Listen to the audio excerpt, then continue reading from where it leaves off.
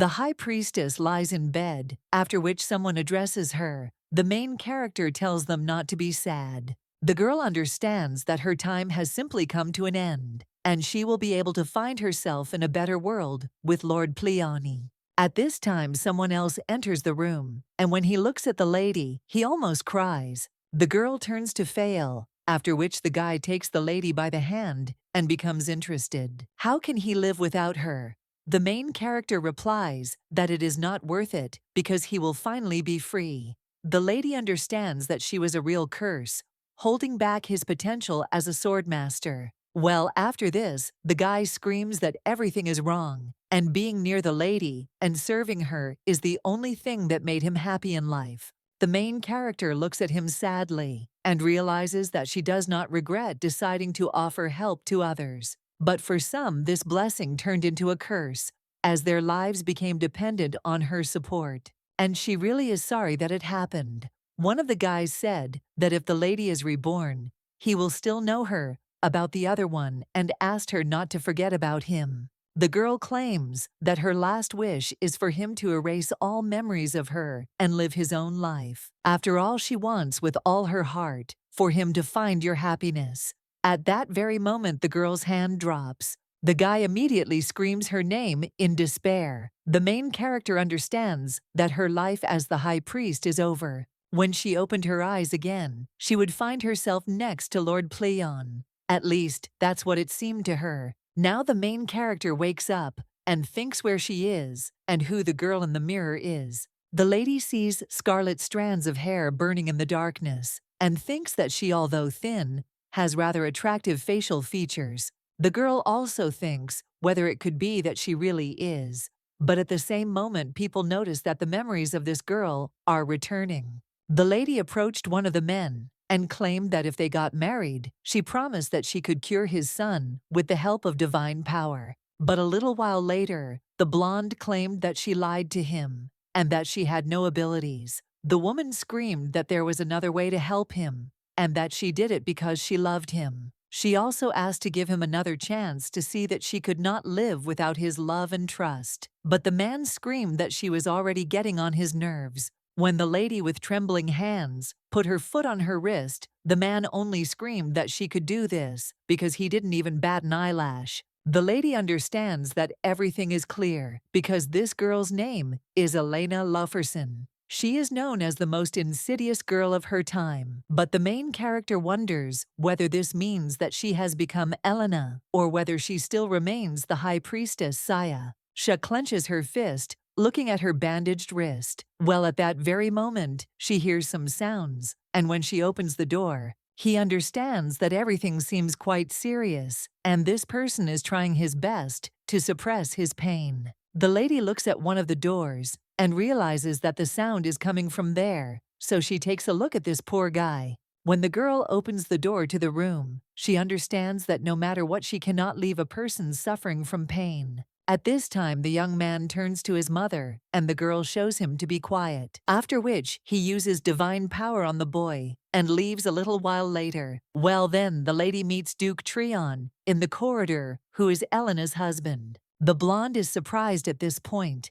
and claims that he thought she was unconscious. He also screams that the lady has really done one of her pranks again. The man claims that he feels sick just looking at her. She understands that he is irritated, but she can understand such behavior because she deceived him, so it's not surprising that he harbored anger. The Duke at this time asks the lady just not to say that she tried to do something incomprehensible with Rubio. The woman replies that, of course not, and why would she expose a sick child to danger? She also understands that the man must be talking about the boy, and he is only claiming that she can definitely harm him. After which he slams the door, and the lady understands that frankly speaking the situation has not turned out in the best way. This man is quite an influential person in the empire, but she is nobody, and the girl is thinking whether she will guarantee to live with her as Elena. However, it seems that nothing happened to her divine powers, and then the lady immediately falls to her knees, and also asks Lord Pleon if he will hear her. At the same moment, the lady hears a voice that says, "Of course," and addresses the lady by her name. The main character screams that it is amazing because he managed to understand who she is. The voice answers, how could it be otherwise, because his capabilities are limitless, and nothing can hide from his gaze. The lady then asks if he could explain why she woke up in this body, but Lord Pleon, after which he claims that frankly speaking he has no idea, and the main character claims that he just said that he can see everything and everyone, after which she keeps asking him what to do now, and whether she should return to her way of life, or whether she should behave like Elena in the attraction its existence. The next day, the Duke comes into his son's room and wishes him good morning. He also asks how the guy feels, to which the young man replies that he is much better. Rubio says he thinks he can even walk, but his father says not to push himself. When the young man stands with his feet on the floor, he claims that he was able to stand up and that he can walk on his own 2 feet. At that moment, the man cries out that this is probably a miracle and asks if he is really sleeping. The Duke immediately hugs his son, and the young man apologizes to his daddy for making him worry. Theron realizes that his son has grown up, after which the young man offers his father to take a look, and the man offers his son to be more careful. The man also thinks that he is interested in how long this miracle will last, and perhaps he should call a priest so that he can examine Ruby. The main character is heading through the estate. At this time, 2 maids bow before her. The girl smiles and nods at them, but the maids just walk past. The girl wonders if they just ignored her. At this time, the lady also hears someone else's voice, which states that it seems that the lady is healthy and feels well. After all, she ate every last crumb, and the other maid says that it's just suspicious. It seems she has gained strength after she almost passed away. Her interlocutor claims that it is unlikely because she usually throws everything in the trash. At the same moment, the main character comes out from around the corner and claims that she did not answer at all. The dishes were magnificent, and it is a sin to turn such deliciousness into slop. At that moment, one of the maids turns to the mistress and asks her to forgive them. They did not mean to offend her. The main character understands that this is somehow strange, because they despise her and fear her at the same time. The lady immediately claims that she is not offended at all and thinks that she is beginning to understand what the attitude was like there to Elena. She was a mistress of the house who failed to win the respect of any of her household members. The lady most likely treated the servants cruelly in order to somehow maintain her authority. And this girl did everything to maintain her status, but all attempts were in vain. Therefore, the main character thinks what a poor thing Elena is.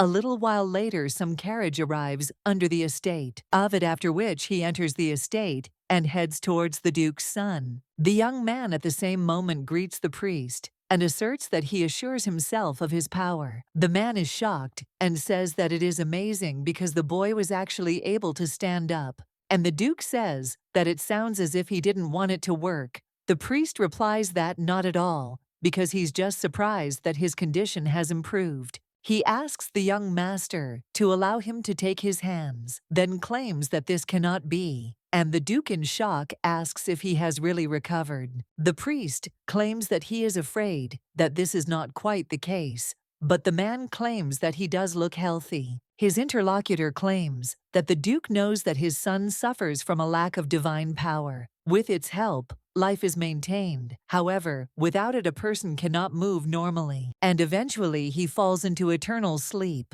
A constant supply of divine power could solve the problems of many, but his son's condition is so grave that it is capable of depleting all the reserves of divine power of those who share it with the boy. Although the man cries out that right now he feels a powerful clot of this energy in his body, the Duke says that, however, even the most powerful priests could not help him, and the man answers that this is so. And he also understands that only someone as powerful as High Priestess Xia could perform such a miracle. The Duke asks if she has recently left this world, and the priest replies that it is true. He also wonders if they happen to have another priest, and the young man thinks for a bit, but then remembers the lady's words about him keeping all this a secret. The boy asked why, and the woman replied that using too much divine power could cause her to fall into eternal sleep. But in reality, this was a careless lie. The young man asked if his mother could really go into eternal sleep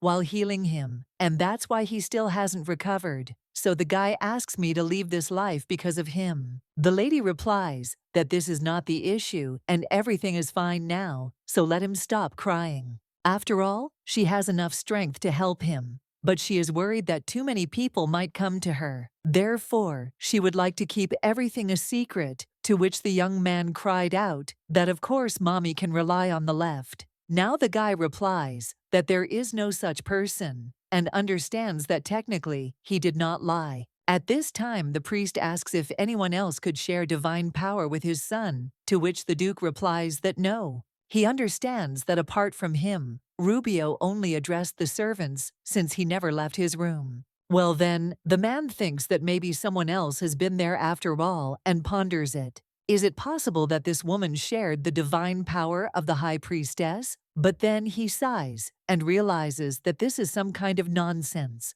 because he doesn't think that she would miss even the slightest opportunity to take revenge. He is also sure that this girl would definitely make sure that this does not happen. After which the blonde asks if he could examine everyone in the mansion. She says that the priest agrees. At this time, the main character looks at a mountain of papers and understands that now it is clear to her why the Duke did not divorce Elena. All this is due to her incredible ability to deal with paperwork. And now the lady understands that since she is his wife, she must fulfill her duties. At the same moment, one of the maids knocks, then enters the room and asks how the mistress is feeling. The girl replies that it is much better, and her interlocutor says that she is glad to hear this, and also that Letty never harms himself again. Sia understands that she thinks Elena is not alone after all. The maid at this time says that she completely forgot that she came to tell her the news. The master ordered all household members to be examined for divine power. The main character at the same moment asks what she is talking about. The maid claims that everyone is lined up in the living room. Elena thinks about what to do now. The girl understands that it is quite funny how things can sometimes turn out. A little while ago, the Duke claimed that the lady had no need to undergo an examination. After all, it's no secret to anyone that she's of no use. Let's say she doesn't possess divine power. The woman realizes that the Duke has already tested Elena's abilities in the past, and her memories begin to appear whenever the girl is left alone. In one of them, the lady was wondering if the maid was returning to her hometown and handed her a bag of money, to which the maid insisted that it was too much. The main character realizes that she gave the jewelry to the maid who is going to visit her sick mother. The boy also asked if she would mind if he called her mommy, to which the woman asked how many times she had to repeat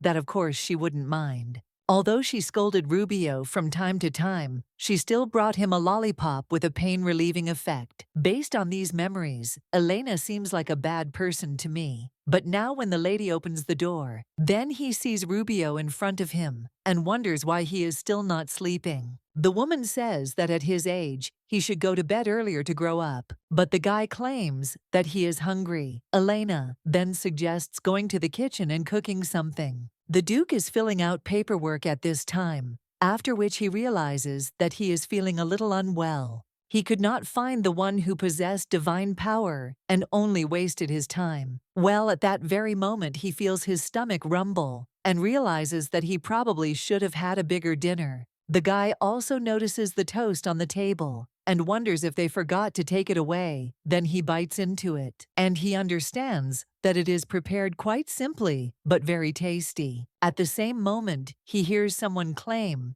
that the guy made sure to wash his hands before eating, to which the young man agrees. After which he comes into the room and asks if Daddy has come too. Well, at that very moment, the guy looks at the plate and screams, "Where did his toast go?" He immediately turns to his mother and claims that a thief most likely broke into the house. But the woman replies that everything is not so. After the chip, he says that his toast was eaten by a fat troll. The young man immediately screams what she is talking about, and then asserts that he sees crumbs near Daddy's mouth. The Duke at this time thinks, how dare she do such a thing? A little while later, the man sits at the table and thinks that this is incredible. After all, he can't get that delicious toast out of his head, but he doesn't have the courage to ask her to make another one just like it. At the same moment, someone knocks on the door, like the Duke, and asks if he is busy. The man asks if it is his son and then offers to come in.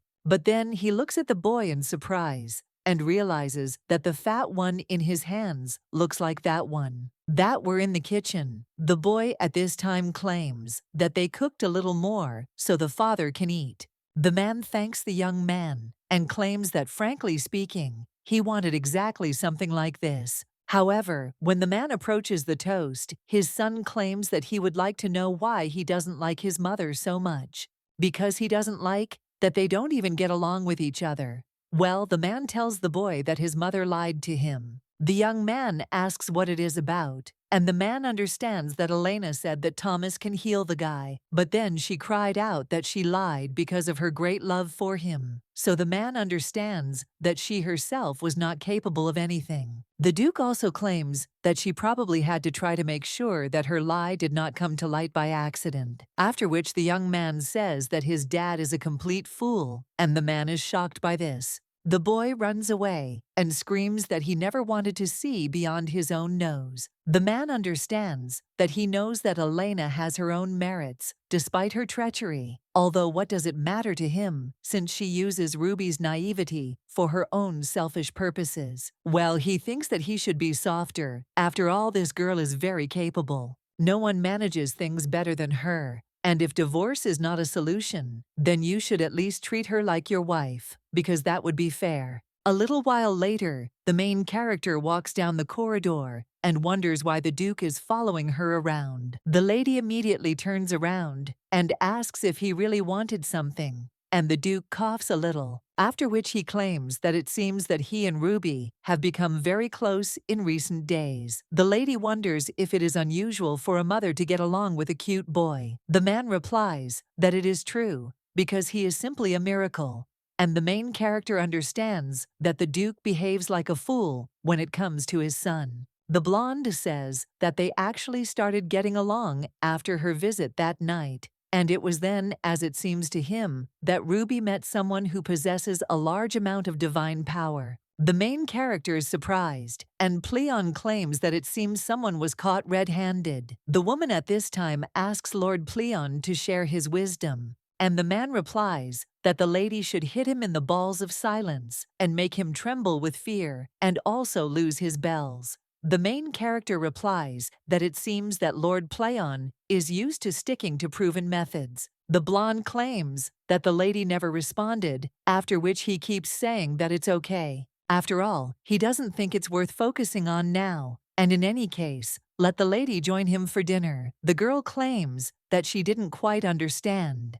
And is he really talking about a meal for two? The Duke replies that of course not, because Ruby will also be there, because this is all for him. After which the man leaves with clenched fists, and the main character realizes that he managed to suppress his contempt, and she thinks that parenthood is truly a great virtue. A little while later, the boy thinks about how to make his parents reconcile. One of the maids tells the young gentleman that his parents are waiting in the dining room, and the boy claims that he will be there soon. He also understands that this maid was the only one who didn't say anything behind her mother's back, after which the guy claims that he has a question for her, and the woman asks what it is. The young man at the same time wonders what is the best way to make his mom and dad love each other again. The maid claims that this is quite a difficult question, after which she claims that she has an idea. A little while later, the young man apologizes for being late, and the Duke says that it's okay and invites him to sit down. When the boy sits on the table, he smiles and turns to his mother and also asserts that he wants to ask her something. The main character asks what he wants to ask and starts drinking wine. But the young man is only interested in when he will have a younger son, and the main character immediately spits out everything she drank. The young man immediately cries out that he wants a younger brother or sister. The Duke is only embarrassed by this, and the main character is completely shocked. The lady claims that unfortunately, he will never have a younger child. The boy wonders why, and the woman asks if he knows where babies come from. The boy replies that storks bring them. The young man also says that this is when mommy and daddy truly love each other, and isn't it within their power? The Duke turns to Rubio, a little puzzled, and the main character tells her dear that she is sorry, but the storks will not fly to their house, and also asks if he knows why. At the same moment, the woman answers her own question and claims that it is because his father is an insatiable troll. The Duke immediately screams out what she is talking about, and Rubio asks if this is true, after which he became interested in how he could eat the storks that were supposed to bring him the youngest. The man at the same moment turns to his son, and then to his wife, whispering that she must tell the truth. Elena whispers that it's better this way because he doesn't need to know that they don't sleep together, and she wonders if he really wants the guy to hear this. The Duke, shocked, asks if she's completely out of her mind, and the lady whispers so that he understands that it's better to pretend to be an evil troll. The man at the same moment asks why he should be bad, and the main character understands that it is because he deserves it. The lady approaches Rubio and claims that his dad has something he wants to tell him. The man wonders if this is really the only way out, after which he claims that in fact, it is. The boy turns to his daddy in surprise and says that this can't be. Well, the blonde guy replies that sometimes he turns into a troll and snacks on storks. Rubio is shocked by this and then screams that he hates trolls. A little while later, the Duke comes to Elena's room and realizes that he needs to apologize. She had to make up this story to save Ruby's psyche and his reaction. It was pure childishness, and the man understands that he should have behaved better, after which he is about to knock on the room. But at that very moment he hears someone speaking. Could it be that this maid told Ruby how to lure her and the Duke into the same bed? Her interlocutor replies that she simply wanted to help improve their relationship, and the man wonders if his son's strange behavior is the work of the maid. At the same moment, the main character claims that she plans to divorce the Duke. The maid asks why the mistress decided so, and the woman replies that she acted meanly to marry him, and it seemed to her that the wedding would solve all the problems, but now they are already married. After which the lady asks if she considers herself happy, and at the same moment answers that no, and therefore does not want to continue holding on to this sad semblance of marriage with someone who does not even love her. The man understands that now everything has become clear, and Elena was the one who cured Ruby, but she didn't boast about it and didn't demand anything in return. He knows that she doesn't have any divine power, but she probably found a priest somewhere to fulfill her promise. Most likely something made her change her mind, and that's why she did it. Well, the man thinks about asking her to stay and realizes that he doesn't want to seem pathetic. A little while later, the young man hugs his mother and suggests going for a walk together, after which he drags the woman along and asks her to hurry up. The main character tells the young man that she needs to change her clothes first, but the boy only runs away and a little while later runs into the garden.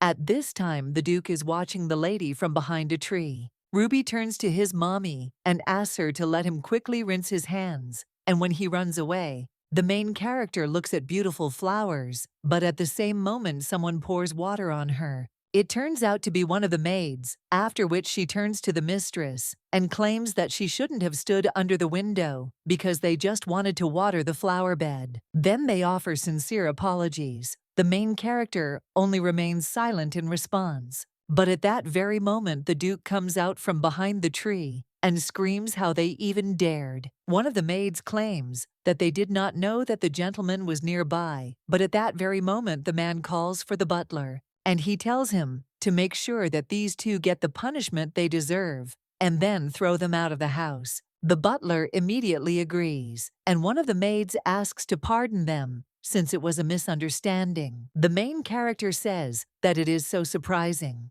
because she never thought that the Duke would stand up for her. The man only sighs, after which he claims that his anger was justified. After all, the lady took advantage of him, and more accurately, his son's illness for her own interests. The girl then asks why he is suddenly explaining himself, and the blonde replies that he simply wants to clear up all the misunderstandings. The main character turns to Elena in her thoughts and realizes that it seems the Duke has forgiven her. A little while later, someone asks Lady Leona what they should do, because none of the respectable people hire those who were thrown out by their own master, and at this rate they will plunge into eternal sleep from hunger, so they ask for help. The woman thinks why should they suddenly help her, since they themselves have crossed all boundaries. Well, one of the maids screams that they did all this for her, which makes the woman angry, after which he tells the maid to watch her language and asks when she ordered them to harm Elena. The woman also says that they shouldn't have crossed the line,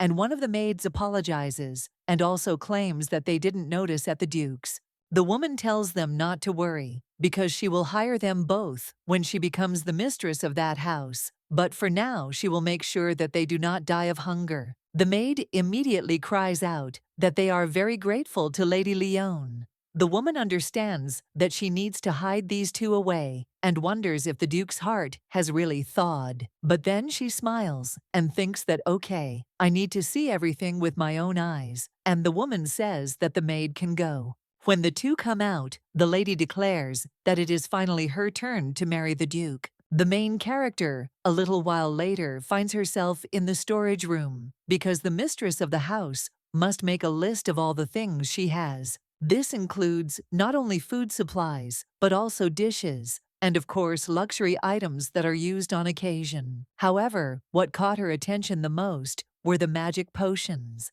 The woman wonders if it is true that the Templars, who are a spiritual knightly order, used them. The potions ranged from simple mixtures to more complex concoctions. At this time, one of the servants turns to the lady and claims that guests will arrive very soon. The woman asks if she really needs to meet them personally, to which the man replies that a girl who is the daughter of Count Hilson will arrive. He, in turn, is the most important business partner of their Duke. The woman understands that it turns out yes, so there's nothing to be done, and I'll have to do my wife's duties. A little while later, the lady stands near the Duke. The blonde man glances at the lady from time to time, and the main character notices it, after which she claims that a well-mannered person should not stare at others like that. The man asks what she is saying because he only wanted to ask something. The main character tells him to ask, and the Duke is silent for a while, after which he says that he hopes the lady hasn't caught a cold after yesterday. The girl replies that she is fine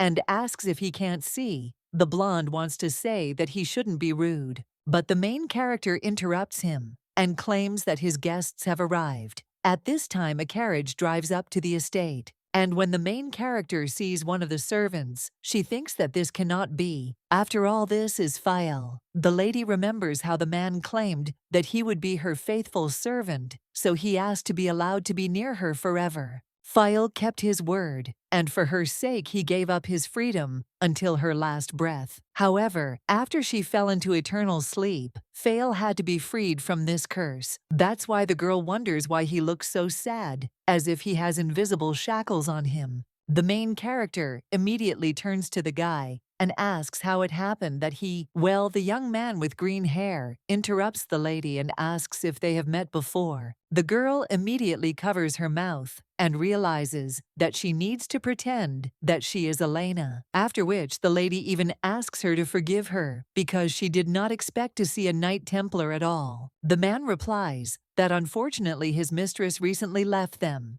so he is trying to get used to worldly life. Elena says that here it is just like the Duke silently watches the lady. At the same moment, someone else addresses him, and she tells the Lord that it is a great honor for her to meet him again, and she also hopes that during her absence, everything was fine with him. The man thanks her for her concern, but claims that he thinks there was no need to visit him in person. His interlocutor claims that her father asked her to join him, but to be honest, she wanted to see him herself. Leona wonders when dinner is planned because she is already exhausted from hunger. The Duke turns to the butler, and the man states that the evening meal is due in 2 hours, but he will see what can be done. Lady Leona says that she is very grateful to the master, and the main character watches all this, and he understands that it seems that this girl is not indifferent to the Duke. At this time the blonde suggests going inside. When the woman follows him, she turns to the main character and grins evilly. Elena wonders what kind of look this is, after which she realizes that she is not going to fight with her for the Duke. But if she had to share the cake, she would have been more enthusiastic. But when this woman ignored her like that, the feeling was quite unpleasant, and the girl thinks how to react to this. A little while later, the girl is in her office and realizes that she should forget about Fail for now, but then she starts wondering what Ruby does all day. The woman gets up from her seat and goes to the window, but when she sees the boy, she is surprised. After all, the young man sits with tears in his eyes. The main character immediately runs out of her room. The lady walks down the corridor, and Psyian, noticing her, realizes that it seems that this woman is in a hurry and looks worried. He also thinks whether to go after her, and a little while later, the main character approaches the boy. Psyian hides nearby and realizes that this boy must be the Duke's son. The main character asks the boy why he hid and whether Lady Leona did something bad. The young man claims that he served as she said behind his back while he was sick. When the boy was lying in bed, he heard the woman say that the maid should not worry about the boy because the Duke would forget about him as soon as she gave birth to a healthy child. So the boy says that he doesn't want someone like her in their house. He also asks his mommy if he is a bad son, if he has such thoughts. The woman replies that it is normal to hate someone. Otherwise, Lord Pleon would not have allowed such feelings to exist. Well, if it really bothers him, then let the boy try to think whether his hatred is justified. The main character understands that turning points always come unexpectedly. A little while later, the man with green hair was lying covered in red liquid, and one of the priests was saying that his wounds were too serious and he didn't have a chance. The main character immediately approached him, and one of the priests asked the lady to stop because she could fall into eternal sleep if she gave him too much power. After which the lady completely switched off, and now she understands that if this really bothers the guy, then let him try to find a solution. The process may be quite painful, but it will answer the question why. The lady thinks that everything is simple because she didn't want to regret that she gave in to it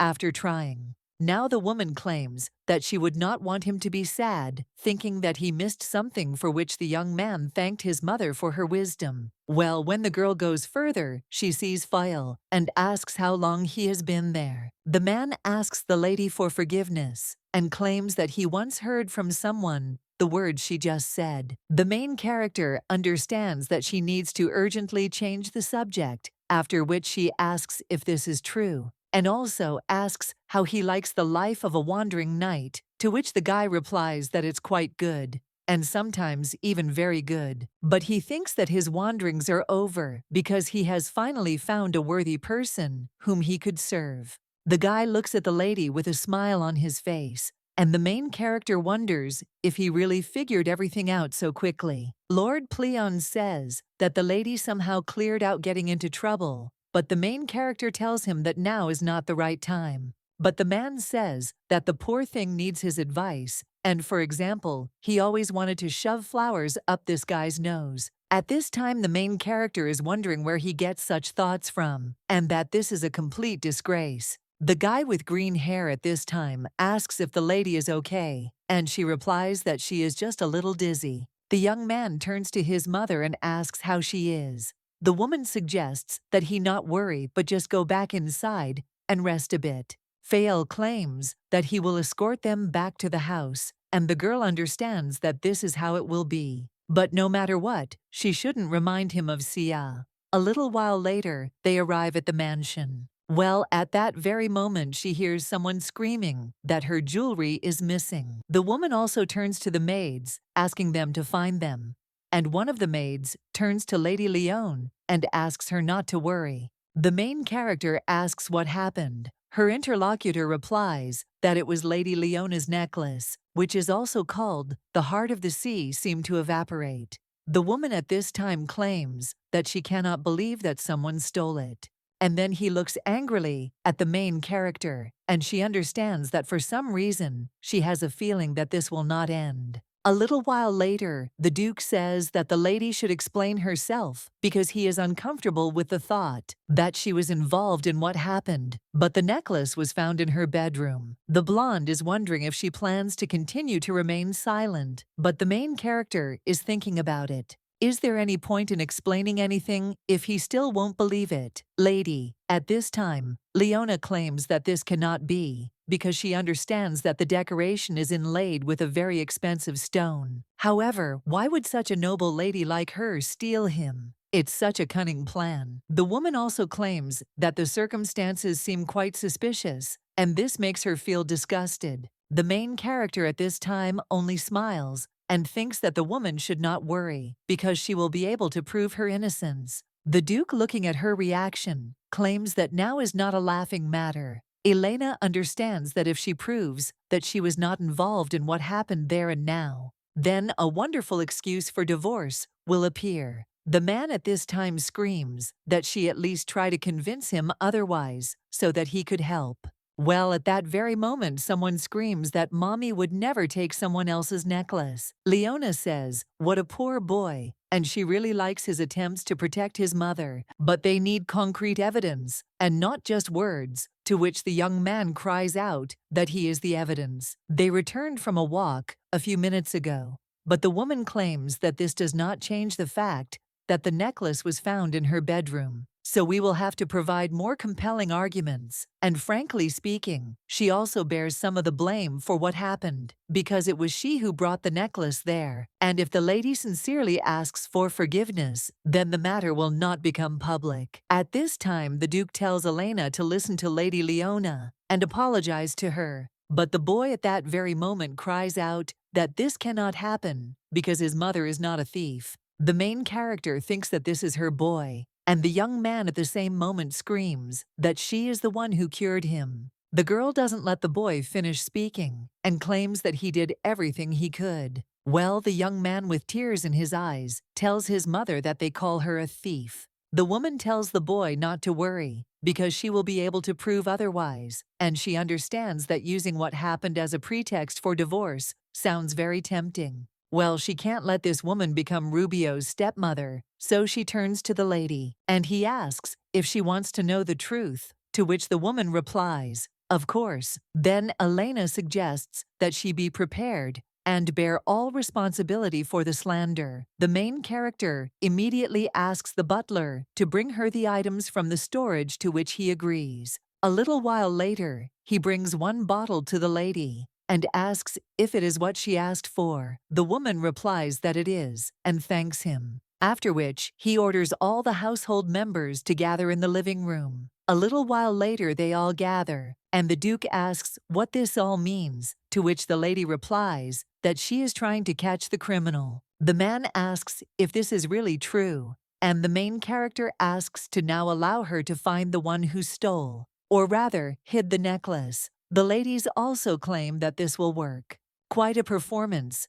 Leona is wondering what this woman is up to. She also looks at the maid responsible for all this and thinks that God forbid something goes wrong. The lady shows the maid what will happen to her if she is found out, and the woman starts shaking. Fail heads towards the door and then stands next to it so that no one can escape. The man also looks at the lady and wonders how she knows how to use these potions. Lord Pleon at this time turns to the lady and asks if she is sure that she will be able to check this alone, but the woman tells him not to worry. At this time, the Duke asks how she plans to find the culprit, and the girl replies that everything is simple. After all, she will use a detection potion. The Duke wonders if this is really the case, and the ladies answer that yes, if you spray it on an object, then a mark will appear on the hands of those who touched the item within a week, and usually this takes no more than 5 minutes, after which the main character claims that all they need is to spray the potion on the necklace. Leona is shocked by this, and the girl asks if she could give her the jewelry for a couple of seconds. The woman at this time replies that if the potion gets on such an expensive necklace,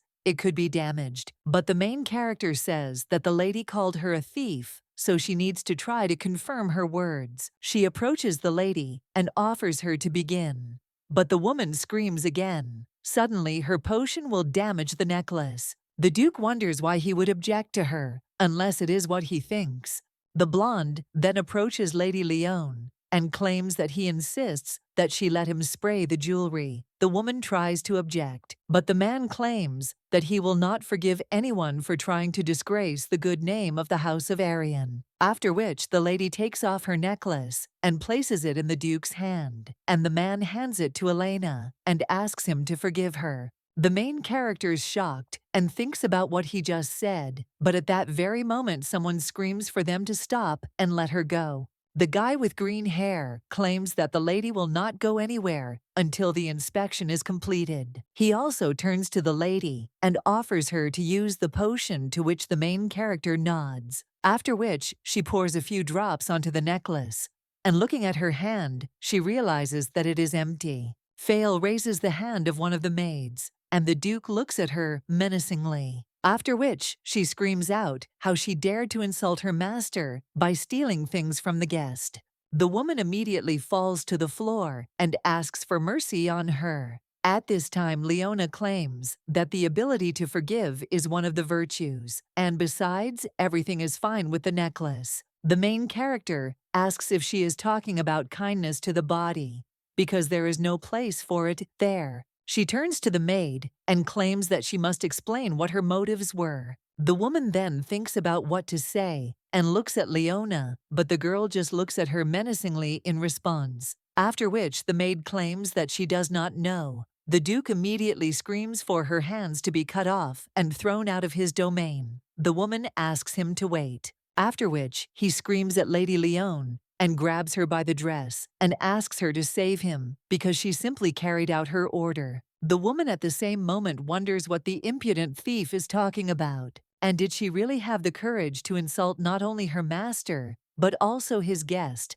after which the woman says that her tongue should also be cut out. We must do everything possible to prevent her from spreading such heresy outside the home. Well, at that very moment, the woman wonders why they are all looking at her like that, and whether they really believed her blatant lie. At this time, the Duke wonders if she is somehow involved in what happened, and the woman asks how he even came up with such a thing. At that very moment, she falls and screams, "How can the gentleman do this? And can the words of some thief really mean more to him than hers?" After which the Duke looks at her and realizes that he has no evidence against her. He also says, "Okay," and suggests to finish it already. The Duke also turns to the butler and tells him to take the maid away and lock her up, to which he agrees. Rubio at this time looks out from behind the door, after which he runs to his mother. He immediately hugs the woman and claims that he is so happy because he did not have a drop of doubt.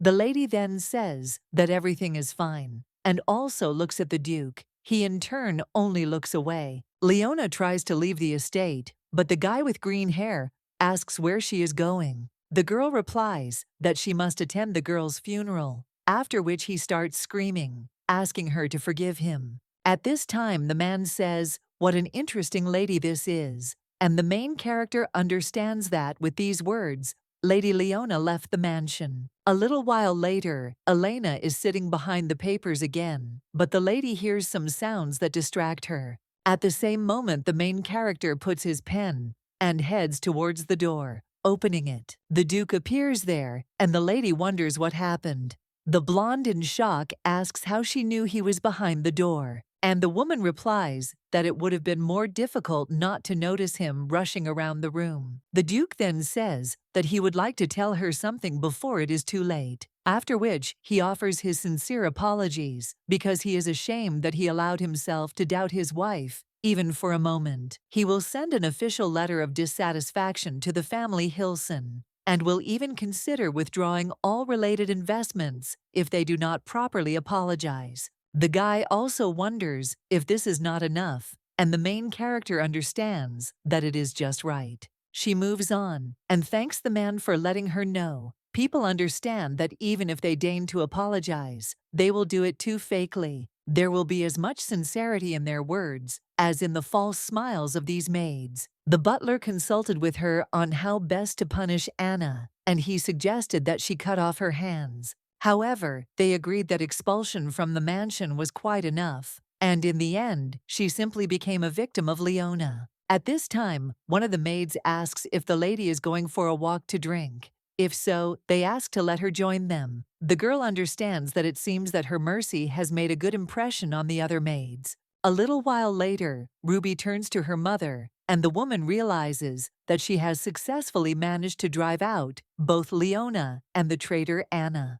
The girl also realizes that it seems they were able to get rid of everyone properly. Well, when the main character turns around, she thinks what the hell the guy behind her is still doing there. The boy immediately turns to Fail and claims that he dreams of becoming a strong knight like him. The man smiles and claims that it looks like the Empire will get another great sword master someday. And the main character at this time turns to Sir Rodrigo and asks when he plans to leave them. The man replies that a knight's duty is to protect the weak, and the main game does not think since when the Duke's wife began to be included in the category of the weak.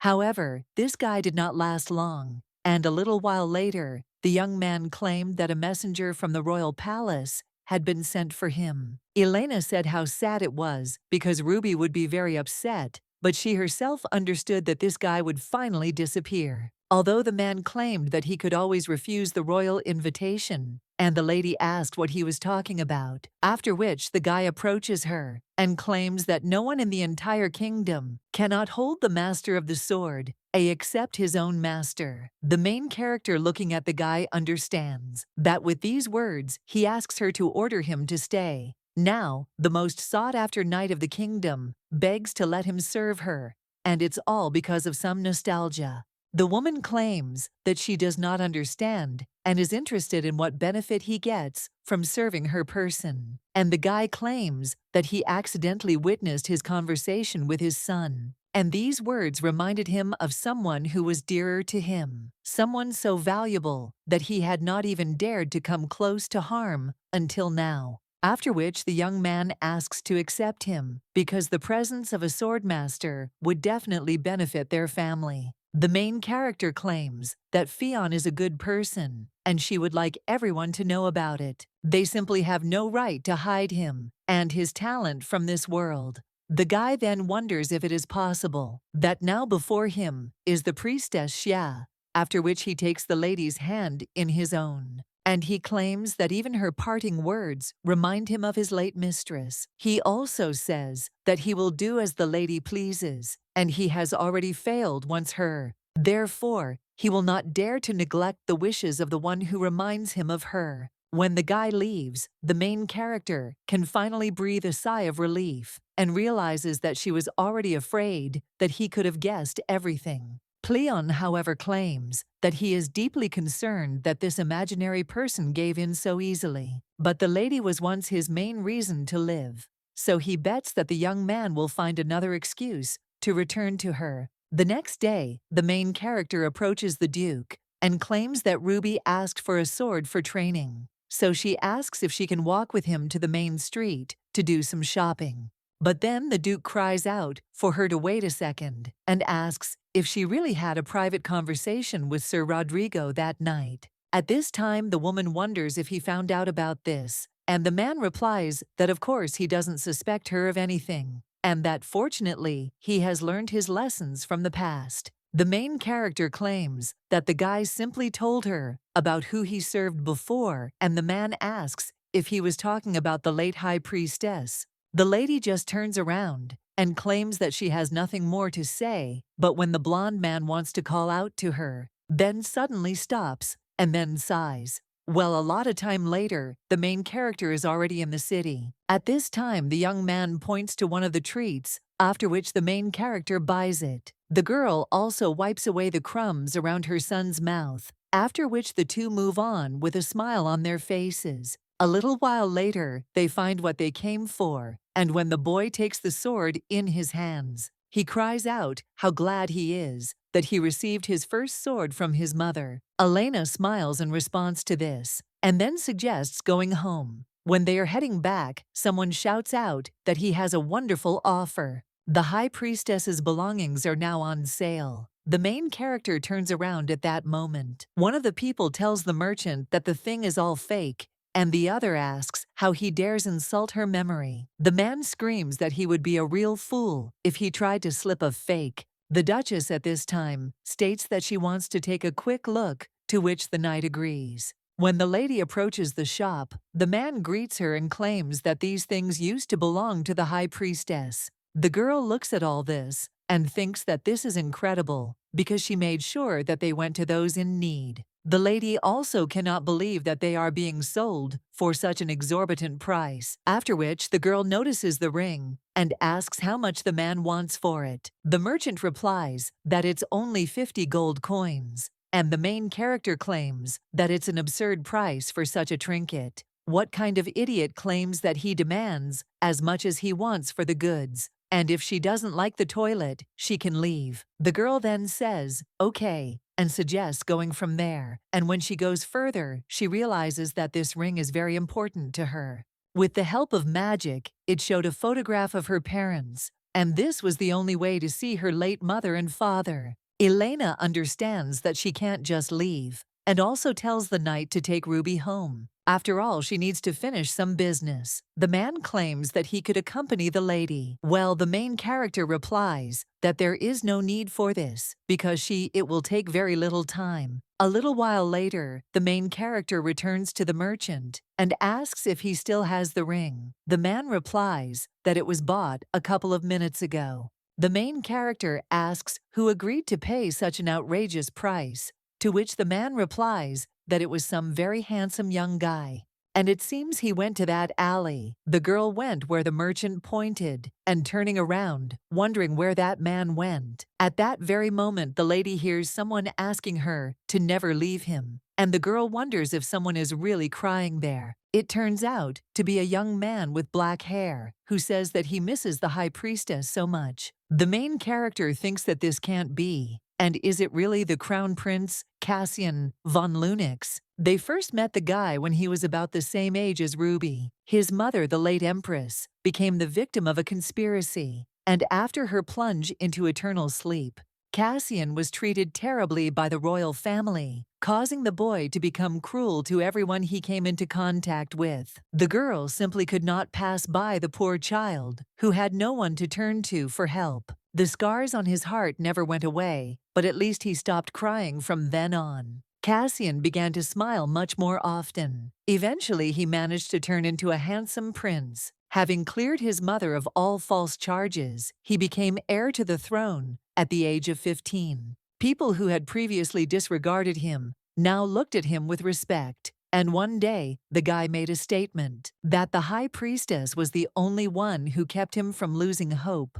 So he asked her to take care of him until his end. The young man understood that he was not asking to marry him, and the lady just wanted to be there. And now, the guy with tears in his eyes asks her to stay because he just asked her not to leave him. The girl then sadly says his name, but the brunette turns around at the same moment, and he cries out, "Who dared to disturb his peace?"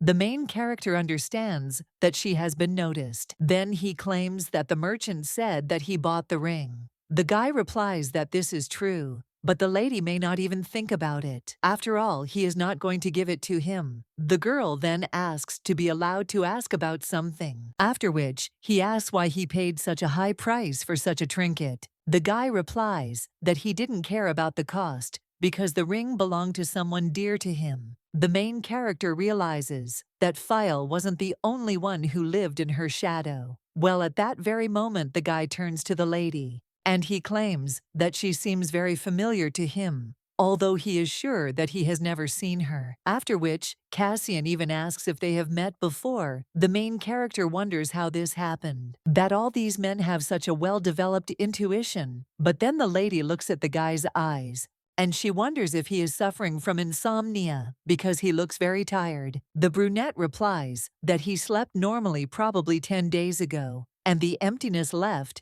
after leaving a loved one does not allow him to fall asleep.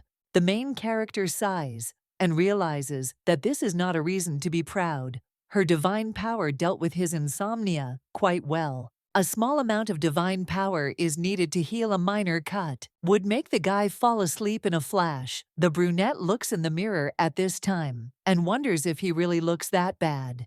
And the main character suggests that he not go anywhere, after which the lady approaches one of the merchants and buys water from him. After which the lady heads to some alley and turning around, realizes that it seems there is no one around. The girl uses holy power on the glass and then heads towards Cassian. The main character hands him a glass of water and offers him a drink. Well, the guy asks, how can he know that it is not poisoned? The girl herself drinks from this glass and claims that it is just ordinary cold water. She hands the glass to the brunette and asks if he wants one. But if not, then okay. After all, she drinks it all herself. But at that very moment, the guy snatches the glass from her hands and also claims that cold water will help to come to one's senses. The girl thinks what a little bastard he is. At this time, the brunette asks if she wants to know who she just reminded him of. He thinks that if he tells, he will do the right thing, after which he hands the lady a glass and claims that she just reminded him.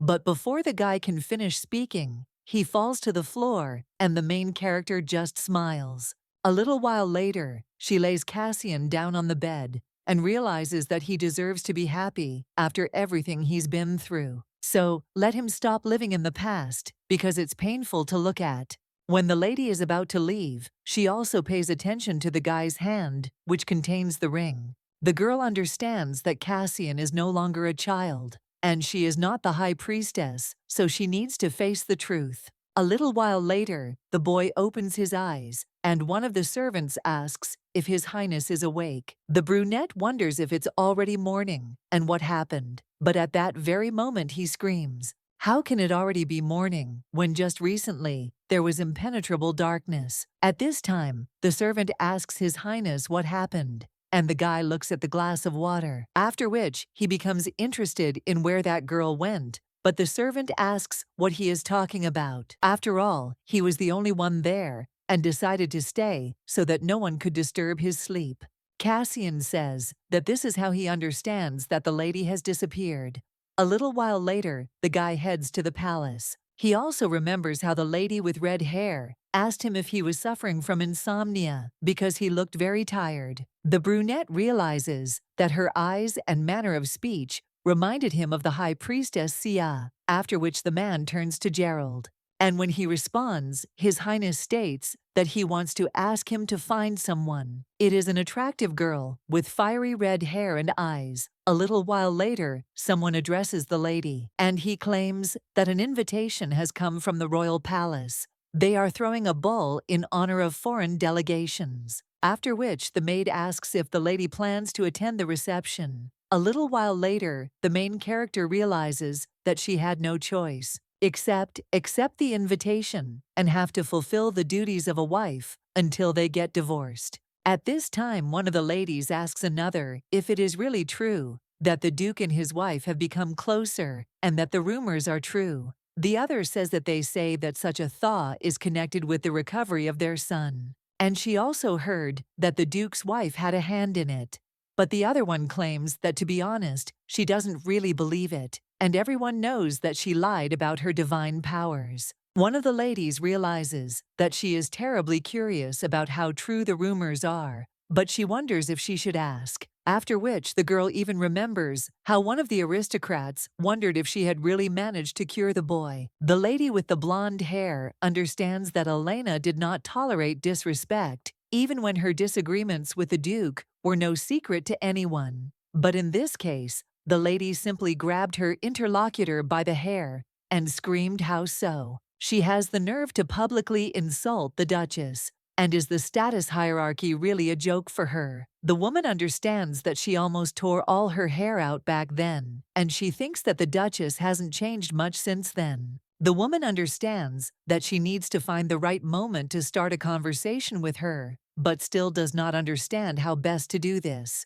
At this time, the main character realizes that the ball is not particularly fancy, although it is held in honor of the delegation of the Jian Kingdom. and therefore it seems that even the nobles are not particularly interested in the guests who have arrived. Then the main character thinks why it was necessary to arrange this at all. One of the servants at this time turns to the Duke, and the man in shock asks if he really wants to see him. The Duke also turns to Elena, and she asks him to forgive her because he needs to step away for a minute, to which the main character agrees. The lady with the blonde hair notices at this time that the Duchess is left alone, and this is her chance, while the main character looks at the table and thinks that maybe she should try something. The blonde watches as the lady puts something on her plate and wonders if the Duchess ate seafood. After all, they didn't even fit into her throat, and the woman wonders if her tastes have really changed. The main character realizes that the food looks quite appetizing,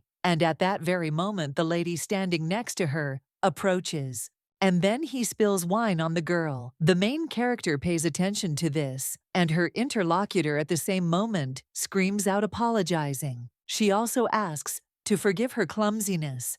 Elena understands that this stain is not so easy to remove, and the lady with the blonde hair understands that it seems that her song is sung. The crown prince, at this time, says that in any case, serious about continuing what they were talking about recently, the delegates from the Ghian kingdom smile, and one of them wonders if they will have the opportunity to join him. The man replies that the process will not be led by the royal family, and at that very moment, one of the servants tells His Highness that this man has arrived. The brunette apologizes, but claims that he must greet their potential business partner. A little while later, he comes out to the Duke and greets him, and his interlocutor claims that he heard His Highness was looking for him. The brunette wonders if he would like to get a business partner in the kingdom of Ghian. The man asks what he's talking about, since doing business abroad isn't really his specialty. His interlocutor claims that, frankly speaking, the emperor himself is interested in this, and shouldn't he at least listen to him?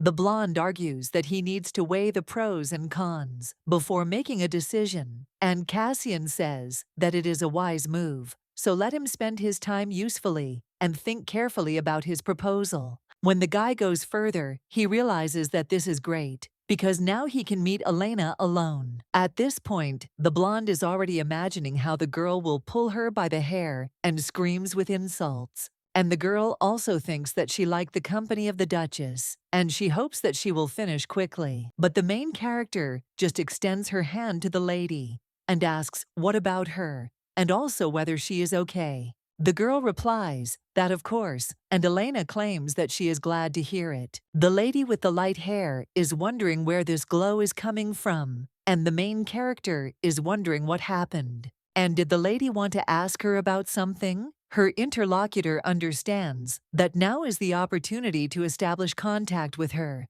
But when the girl is about to speak, someone immediately pushes her away and says that the lady looks so beautiful today, and her smile is simply superb. At the same moment, a crowd forms around the main character, and the lady with blonde hair thinks what kind of sycophants they are. Well, she can't just give up like that, after which the girl comes running with a dress, and she claims that she has a spare outfit with her, and asks if she would like to change. Elena tells her not to worry, because the stain is small and almost invisible. The woman wonders if he really doesn't want to take her dress back, because it's too cheap, after which she even asks to accept it, although it would be easier as an apology. The main character takes the brooch, she claims that the jeweler simply has golden hands. This one with the light hair, at this time says goodbye to her beautiful brooch because she left for a noble purpose. The heroine claims that she thinks this decoration, it will look much better on its real owner. The main character also understands that she wanted to say that she is happy just because the girl is nearby. At this time, the blonde is almost blinded by the kindness and beauty of the main character. At the same moment, the crown prince walks down the corridor, looking down. He wonders what kind of a rat catcher this is, but this reminds him of someone. The high priestess, Sha, has always attracted many people to her. A little while later, the main characters are trying to catch their breath. The lady understands that now she can relax. and she hasn't worn such high heels for a long time. Well then, the main character looks at one guy and realizes that his pants look pretty weird. At this time, the young man pays attention to the Duchess, and when he sees how she looks at him, but he thinks what happened and whether it is possible that she is interested in him. The young man has put together that some noble ladies of the building from their husbands have affairs with bachelors. The guy understands that they say the most ordinary guys are very successful, and he thinks that he stands out from the ordinary, so nothing can be done, and he simply cannot stop charming everyone and everything. At that moment, one of the servants brings the guy a note from the Duchess, and the young man thinks that this is amazing. When the main character shows him to be quieter, the young man wonders if she really wants to keep all this a secret, after which he heads off with a note and thinks that he needs to see where she wants to meet. When His Highness notices all this, he thinks that this is impossible. And why would a lady look for an adventure for one night with such a banal person? After which the brunette goes to the guy, and he also screams for him to give him the note, which surprises and interests the young man. Did he also put his pants on backwards? After which the crown prince reads a note that says, "The guy put his pants on inside out." The brunette just smiles and thinks how funny this girl is. Then he sighs, and he understands that Elena's manners, kindness, and even handwriting. All this reminds him of this, and it feels as if the high priestess has been reborn. After being put into the high priestess's eternal sleep, he was depressed and unable to sleep properly, and the piece wouldn't go down his throat. The guy didn't even want to fulfill his duties, and of course, he still held on to the position of the crown prince that I had received for my past successes. Well, even that didn't affect him in any way. Suddenly, he lost all sense of chewing, and nothing else mattered. So the boy realizes that perhaps in the eyes of others, he looked pathetic. But a little while later, someone claimed that the soul of the high priestess was still in this world. Melvin is a half-elf, and he holds a position as a minister in the government. The guy admits that his prophetic abilities are quite unusual, but he tried to console him, which is why the brunette did not believe him until then. Until he meets Lady Helen, Melvin's words still seem rather absurd, and the soul of a man immersed in eternal sleep suddenly occupies the body of a married duchess. Most likely, he is simply deceiving himself and will later regret it terribly, but nevertheless, even a glimmer of hope meant a lot to him. The guy turns to the servant and asks where Lady Ernian is. Now, his interlocutor replies that the lady is in the guest lounge. At this time, the main character takes off her shoes and sees scuffs on her feet. The girl understands that she needs to heal the wound quickly while no one is looking. But at that very moment, someone enters the room. It turns out to be Cassian. The guy asks for forgiveness for such a sudden visit and claims that there was no other way to talk to her alone. The girl immediately rises and greets His Highness. The man suggests that for the sake of convenience, they leave all formalities, and he wonders if she has managed to forget how she addressed him earlier. The girl immediately apologizes for not recognizing him then and asks him to have mercy on her. The brunette suggests stopping because he is not there to punish her for what happened, and he wanted to meet her. About his thoughts, he adds that it is because the lady reminds him of someone. The guy asks if something connected her to the super cold priestess, and the girl thinks that anything but that. Elena understands that it is truly impossible to save him, but she cannot go back. The lady with red hair claims that if His Highness asks her to speak, it means that she can help, that he has already thoroughly studied her past. The girl also asks if he doesn't know the answer to this question. The guy answers that it's all true, but nevertheless, he asks if the lady thinks he's lost his mind. The heroine is surprised, and she remembers how the boy grabbed her hand when he was still little. The lady understands that she simply has to throw him out. Elena immediately pulls her hand away and says that His Highness is simply tired. Otherwise, he would not have mistaken her for another person with different facial features, age, and name. The guy immediately screams that this is not the case and everything is not so simple. The lady seems to be exactly because of whom he accepted her. The main character thinks what a poor thing Cassian is, but at that very moment someone knocks on the door and asks if Elena is there. It turns out to be the Duke, after which the main character turns to His Highness, but she sees tears in his eyes. The girl hands him a handkerchief, and the guy takes it. At that very moment the blonde man enters the room, and at that very moment sees His Highness. He asks why he is in the ladies' room, and the guy replies that he accidentally mixed up the guest rooms, and that's why he came in. After which, he even asks if he really has any problems. The Duke then turns to Elena and asks what she was doing there. When the girl tries to answer, the prince claims that she must have rubbed her feet. The main character wonders if he is really being so rude to the Duke, and either the guy is too self-confident or he just can't get the words out of his mouth. At this time, the young man leaves the room and states that he will order the royal physician to bring her some ointment and that they will definitely see each other again. A little while later, the main character is heading in a carriage, and when it shakes, the girl feels pain in her legs. The Duke asks if everything is okay with her, and the girl replies that she is fine. The lady thinks that if only she could heal herself with divine power, it would be much better. Theron claims that he is worried and wonders if her legs hurt much. The girl understands that unfortunately, while he stares like that, it will not be possible to perform a cure. After which, he tells him everything that it seemed to him, that the girl was not particularly sensitive to pain. The lady remembers how the woman screamed what a scoundrel the girl was, and how dare she lie so brazenly to get something she didn't deserve. She also screamed for the girl to mention her word, and her insidious plans would soon collapse. The main character wonders if these are Elena's memories.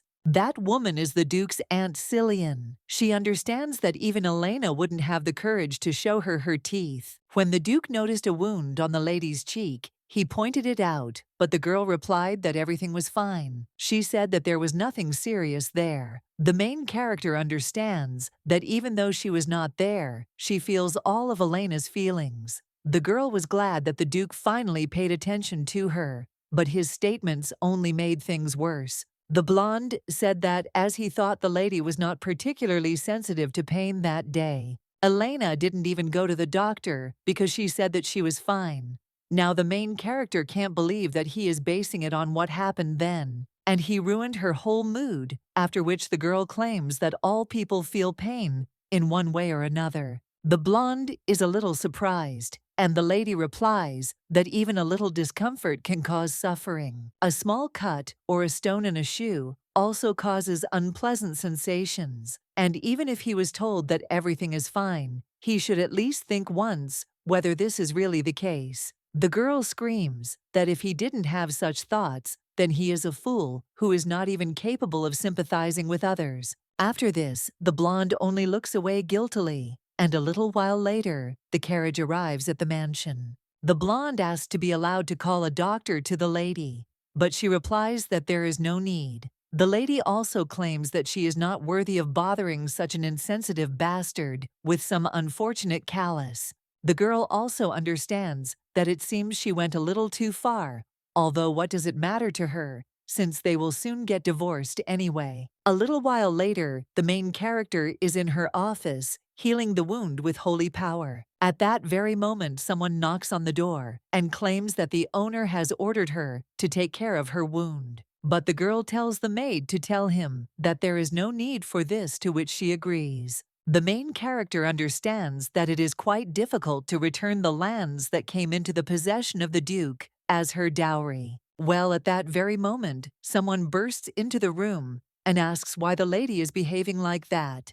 He also cries out for the girl not to let her hatred for him deprive her of the help she deserves. The main character answers that she can handle such a trifle herself, and her interlocutor nods. Does she really want to say that she knows everything better than the doctor? The lady replies that it was not such a serious problem, and the pain went away in the blink of an eye. Elena understands that she didn't mean to be sarcastic, but what difference does it make whether he was offended or not? It was just a matter of getting a divorce, and that would be the end of it. From that day on, the Duke began to ignore her completely. Well, she decided to answer him in kind. However, Ruby did not understand such a sharp coldness between them after the recent reconciliation. When they were all sitting at the table, Ruby felt the most uncomfortable. The young man asks his mother if she has quarreled with his father again, and the girl replies that one day he will understand that it is simply impossible to get along with everyone. The young man then wants to say something with tears in his eyes,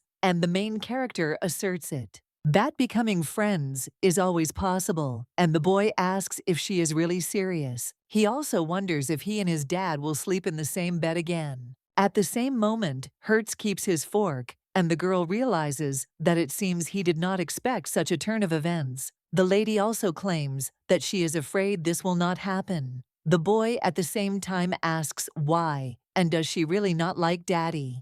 And the girl replies that his father has some secret that he doesn't know about yet, after which the lady offers to tell him that every night he turns into a scary big troll with 8 arms. But at that moment, the Duke closes her mouth, and he claims that his mother is just joking.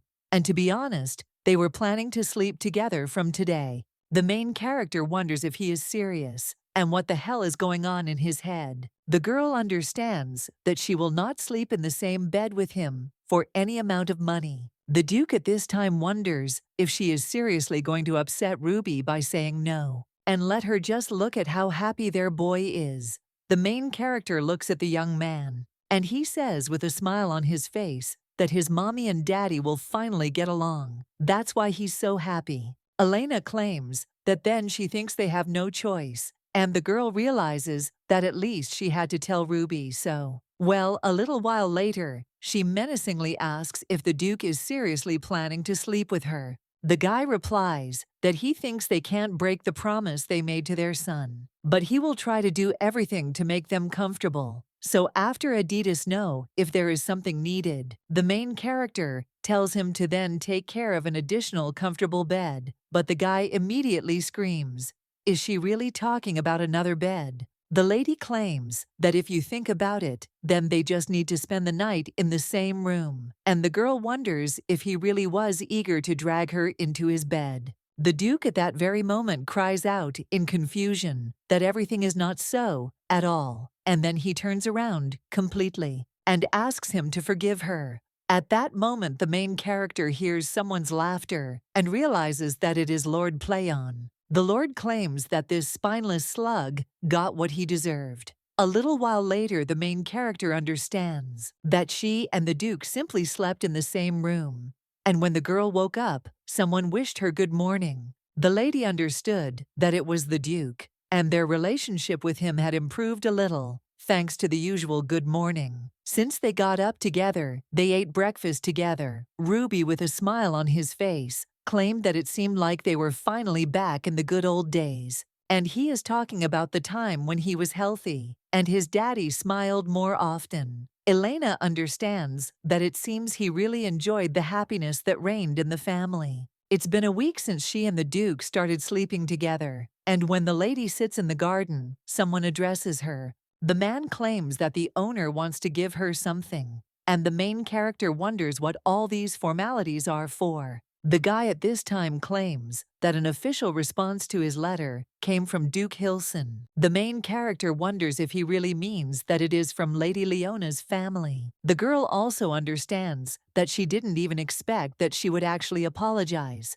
and the blonde at this time is wondering what is written there. The main character hands him a letter and asks why he doesn't read it himself. The letter says that the lady is in no way involved in what unfortunately happened that day, and she really hopes that Lady Elena will soon be able to dispel all her misconceptions. The guy immediately screams that this is simply unacceptable, and he doesn't need some kind of formal response because he will demand a proper apology. The girl suggests that he do as he wants and understands that, frankly speaking, she did not expect much. Even if she apologized, she would only do it for show. So she only hopes that he won't show his nose in the Duke's mansion again, so that Ruby won't get upset in vain. At this time, a carriage stops near the mansion of Marquis Psyian and gets out. Lady Leona, at the same moment, someone turns to her and claims that the lady has been gone for a long time. The butler also wonders if she is there to meet with Mrs. Psyian. The girl replies that yes, after which she asks to be taken to her.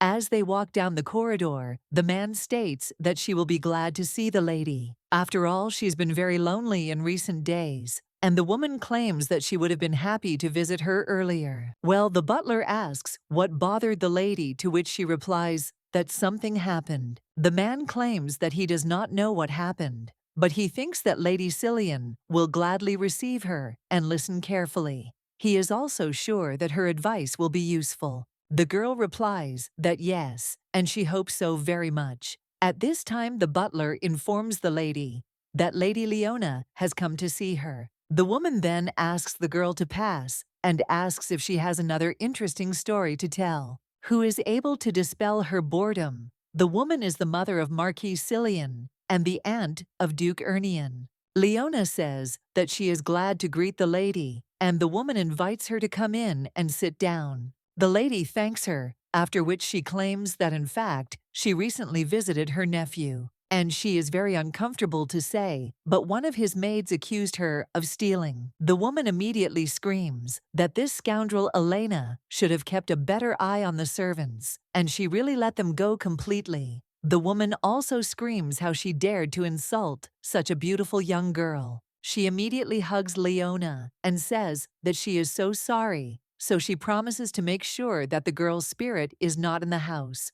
Leona thanks Mrs. Psyian for her kindness. A little while later, someone informs the lady that Lady Psyian has arrived. The main character thinks about this and realizes that this woman is the Duke's aunt, who insisted on throwing Elena out of the Arian's house. The girl also wonders why she would come at such a late hour. A little while later, the Duke turns to his aunt with a smile on his face, and the main character realizes that she had no idea that he could smile. At this time, the woman says that the guide doesn't have to worry because she doesn't plan on staying there for long. Elena understands that at a young age the Duke lost his parents, so Lady Psyian became his guardian, as a result of which she gained unlimited power in the Ernion estate. The woman at this time tells Elena that they haven't seen each other for a long time. The main character understands that even though she is Psyian, this woman is de facto the one running the family. Ernion, as she pleases.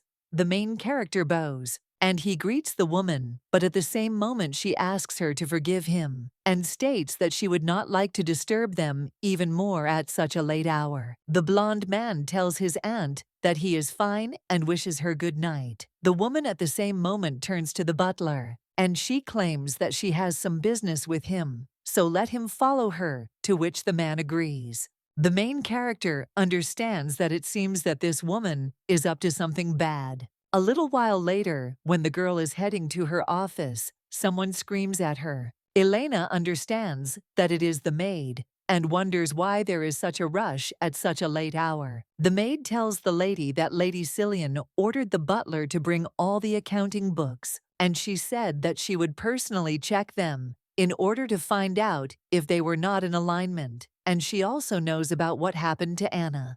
And now, all the servants are getting the fifth. The main character is interested in what she is talking about and wonders if the woman really knows about Anna. They didn't advertise what happened to her and Leona's necklace, but then the main character suddenly understands what must be completely this is Leona herself. At the same moment, the girl clenches her fists, and she thinks how deeply mistaken she was if she thought that she would be able to put Lady Psyian in her place. A little while later, the woman screams that this is simply disgusting and asks where the discipline is. The absence of a real mistress of the house is no excuse for such sloppiness, and the woman wonders if their job isn't to do everything possible for this family. The main character at that moment enters the room and asks to be allowed to find out why Lady Psyian suddenly raised her voice. The servants immediately turn to the lady with joy, and the woman asks if she is really interested in why she raised her voice, and does the girl doubt the correctness of her decision. The main character answers that she is just worried. After all, her vocal cords might not be able to withstand it, and the woman will become hoarse, Psyian screams that it is all because of Elena, and he wonders how the girl could allow shameful rumors about their family to spread through the streets. The main character asks to immediately decide to find out what exactly the lady is talking about, but the woman screams, how can she have the audacity to pretend to be an idiot because she knows everything? The aunt also screams that her maids conspired and insulted the young lady Hilton with their actions, and therefore she cannot understand why the girl is so calm. At this time, the maids are shaking with fear, and the main character is only interested. Is it possible that the lady is blaming the servants, and her based only on the opinion of one of the parties? In fact, it was Lady Leona who trampled the honor of the Urnian house into the mud. The woman immediately cries out, does she really think this is the root of all evil? But the main character calmly asks to be allowed to ask whether Lady Leona provided any evidence of her innocence. Did she know that her nephew had sent an official letter of complaint to the Hilton family? But Lady Hilton had refused to ask for forgiveness. At this point, the woman wonders if it is she who doesn't want to apologize and not the lady. To which the main character replies that if she doesn't believe it, she can simply ask the Duke, because he will gladly clarify everything. The woman then cries out that so be it, and they can talk about Lady Leon later, as if she were explaining the fact that one of the maids ignored her order to gather there, and this indicates a serious lack of discipline. Elena says that the girl the lady is talking about is on sick leave, and the woman screams that the lady is being too lenient with them because that's why they got out of hand. Then the main character asks the lady a question because she would really like to know whether the so-called discipline is really more important to her than the Duke's health. After this, the woman doesn't even know what to answer, and the main character looks at the butler, also asks if he has brought the books so that Lady Psyian can verify them. The man replies that the lady has already done so. The main character thinks that now everything is clear, and most likely she could not find anything incriminating, so she decided to take it out on the servants. The girl also says that asking her aunt to provide the accounting books was an improper intervention, but she will take it as a sign of great love for her nephew. However, she still finds it completely unfair that the woman referring to Lady Leona is actually trying to get rid of her. The main character also asks why she can't just once honestly admit that she would much rather see Lady Leona as a duchess. The woman at the same moment asks how the girl dares,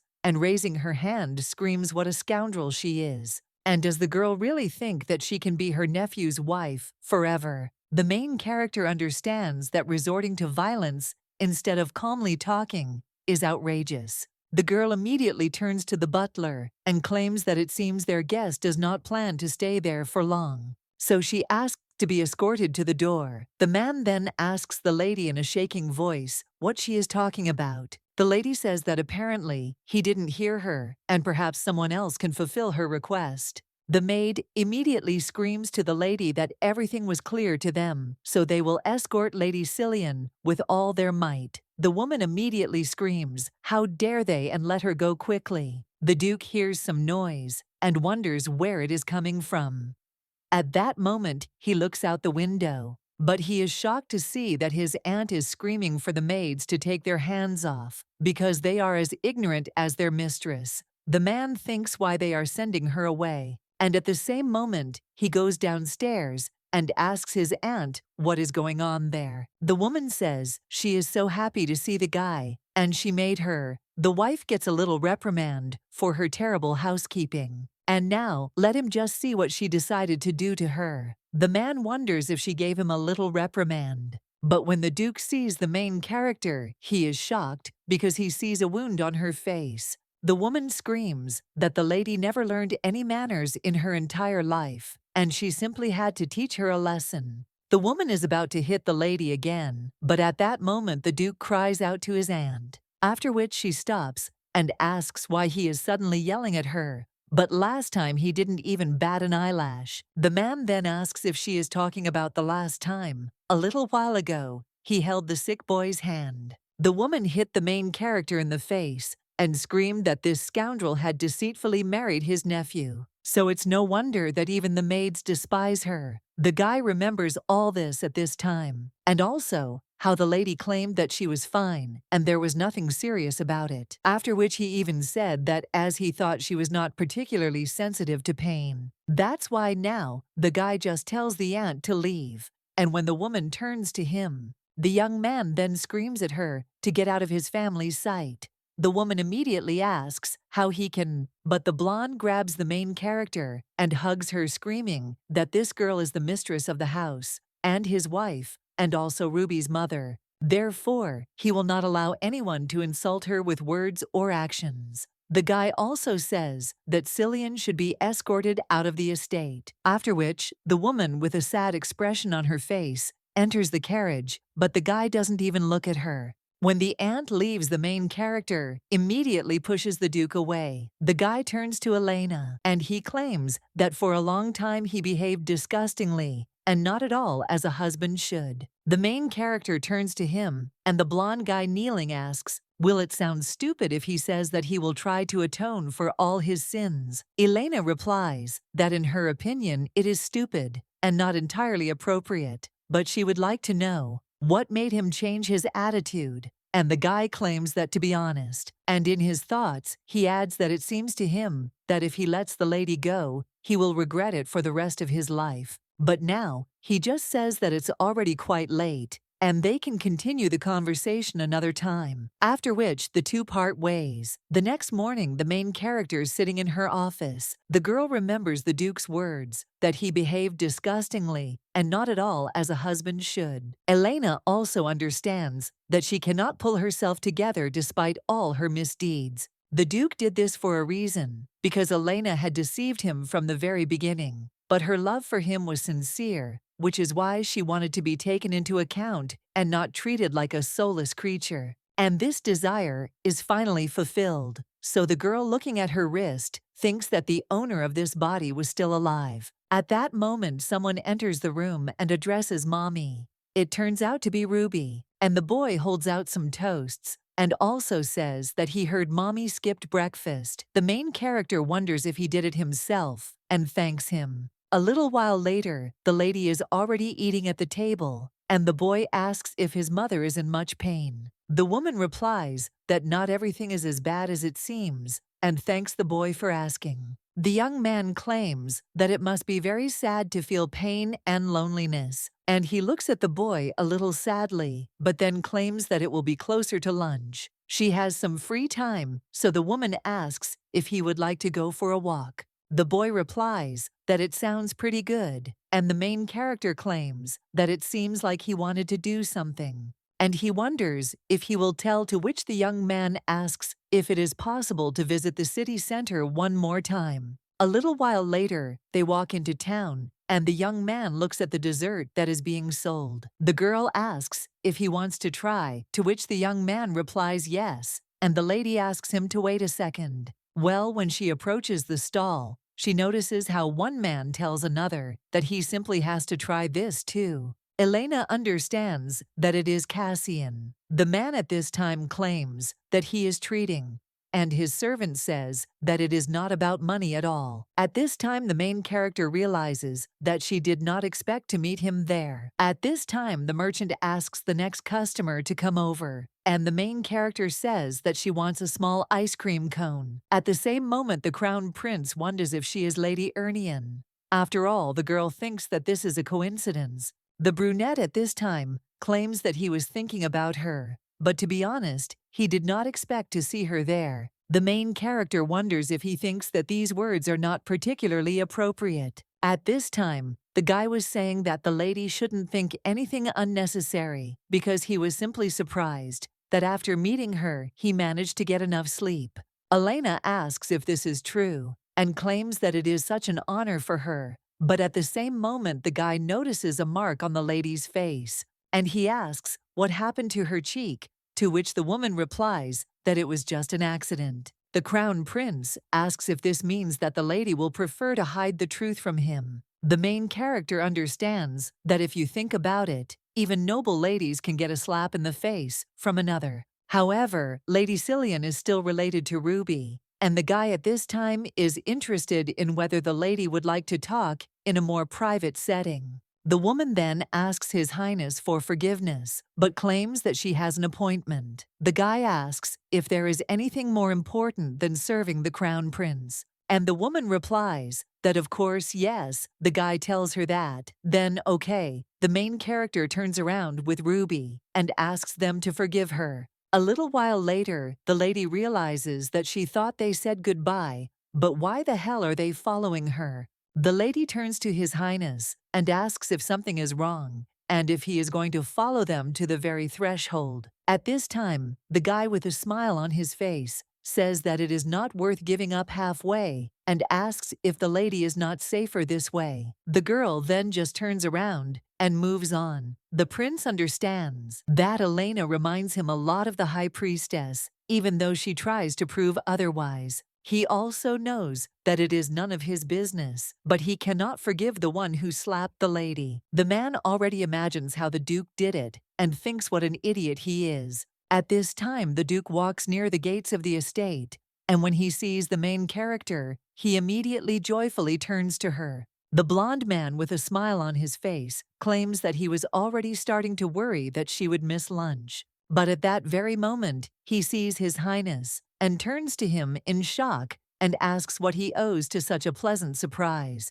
The man replies that they were just seeing Elena off, but the blonde insists that people had already been introduced to her. The prince asks if he is talking about them and dares to suggest that they are not even able to protect their mistress from assault. Or maybe these two are too loyal to the one who allowed himself to do such a thing. The blonde immediately screams that no way, and his interlocutor says that it is clear, and while it seems to him that they are not competent enough for this job, he also turns to the lady and claims that he does not understand why she allows such pathetic people to surround herself, and whether the thought of divorce has ever visited her. After all, he is even ready to help speed up the process, if the lady wishes. The main character understands that of course she wants to get divorced again, and cannot use the tiger's help to escape from the wolf. The girl immediately thanks the guy for his kindness, but claims that she does not deserve such mercy, after which he asks her to understand.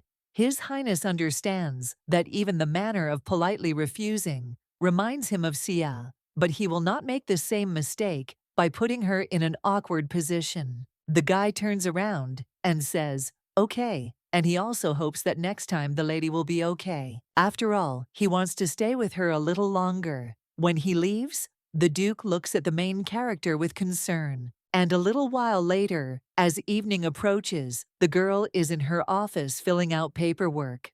The Duke knocks on her room door and then asks if the lady has a minute. The girl asks what happened, and the man replies that it's just curiosity, and he understands perfectly well that the lady has already decided to get a divorce. Elena understands that there is no point in denying it and claims that everything is so, but the guy asks if it is possible to find out why. The girl replies that this is all because she is unhappy and shows her wrist. The Duke is shocked by this, and the lady claims that she is now completely different from the person he married. At that moment, the blonde asks in a shaking voice, what if he begs her for forgiveness? And if they make every effort to make her happy again, will she consider staying with him? The main character understands that when she first saw the guy, he seemed terribly annoying to her. That is, he could be understood because he became a victim of a swindler, and the Duke could not stand Elena, but did not throw her out because of her talent for keeping records. The girl also thinks,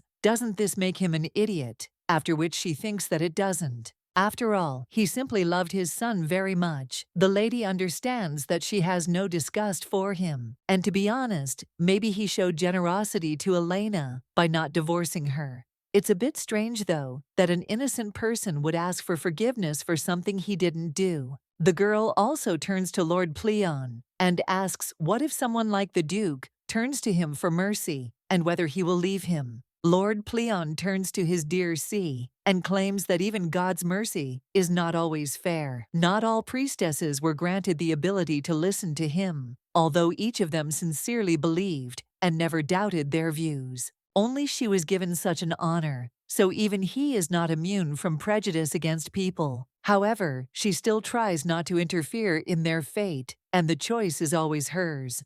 After all, only the lady must decide whether she can bear this cross. The main character understands that she has decided to take the place of the high priestess and bear the burden of responsibility associated with the position. Her determination has not gone anywhere. The lady remembers everything that happened during this time and how the Duke has changed, and also understands that she herself should make the decision because she will then be responsible for them. When the lady opens her eyes, Pleon states that he believes the lady has already made her choice and that she should not worry because no matter what he will always be with his child, after which the main character thanks Lord Pleon. A little while later, the man cries out, "Did the lady fail? And how is that possible?" Because the girl disappointed him terribly. He also wonders if she can even imagine how much it cost him. Leona replies that she did everything she could, even setting Lady Psyian on them, but it seems that Elena was much more cunning than she thought. The man immediately screams that this is a lie, and the girl continues to come up with one excuse after another. "So let this brat get out of his sight." The lady immediately turns around and runs away with tears in her eyes,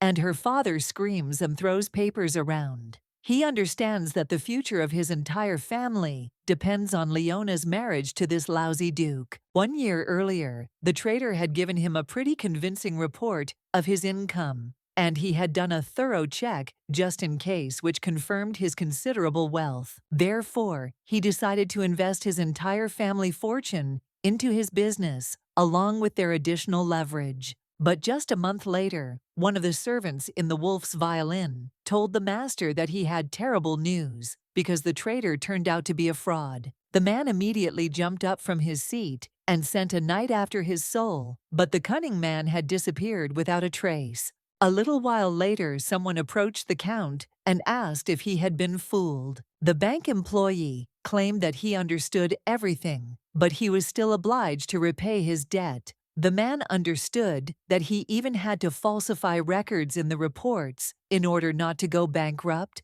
and all this so that Leona would have time to seduce the Duke and then marry him. He knew very well how similar the ladies were to Ernion's late wife, and therefore thought that he could win a tidy sum from their union. The plan was good, but Leona was caught trying to make Elena look like a thief, and a little while later, the man received a letter from the Duke demanding that he return all his funds if Lady Leona did not officially apologize to his wife. The man squeezes this sheet and understands that he needs to get out of this situation. After all, he must find a way to resolve what happened. At that very moment, Leona's father jumps up from his seat, and he screams for the servant to quickly follow him. The man immediately asks the master where they are going, and he screams that, of course, to Ernion's house. A little while later, someone approaches Elena and asks if she can spare a minute. In order to talk in private, the girl asks what happened,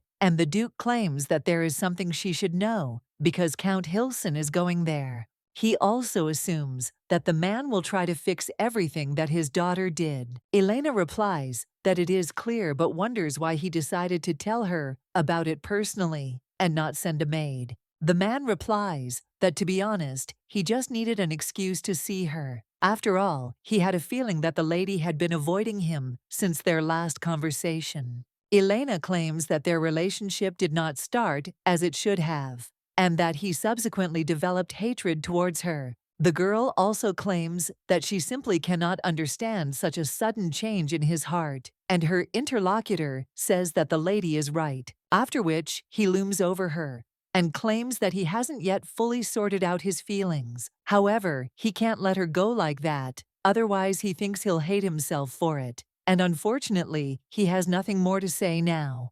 When the main character wants to somehow object, the guy shuts her mouth, and the lady understands that she has already made the decision to get a divorce. At this time, the blonde insists that the girl does not have to rush to give a positive answer. And to be honest, it seems that he himself is not yet ready to hear it, after which the guy approaches the lady. and he wonders if she understands him. But the girl thinks the state is sad. After all, getting consent for a divorce turns out to be not so easy. A little while later, the man claims that it is indeed such an honor to meet the sword master in person, so I can't even describe it in words. Before him is Sir Fael Rodrigo, and the king claims that he has heard the boy is looking for a worthy master whom he could serve. After which the man asks if he is suitable for his role, because he is able to give him everything that the sword master wishes. The guy then turns to His Majesty and claims that he is afraid that false rumors have reached him.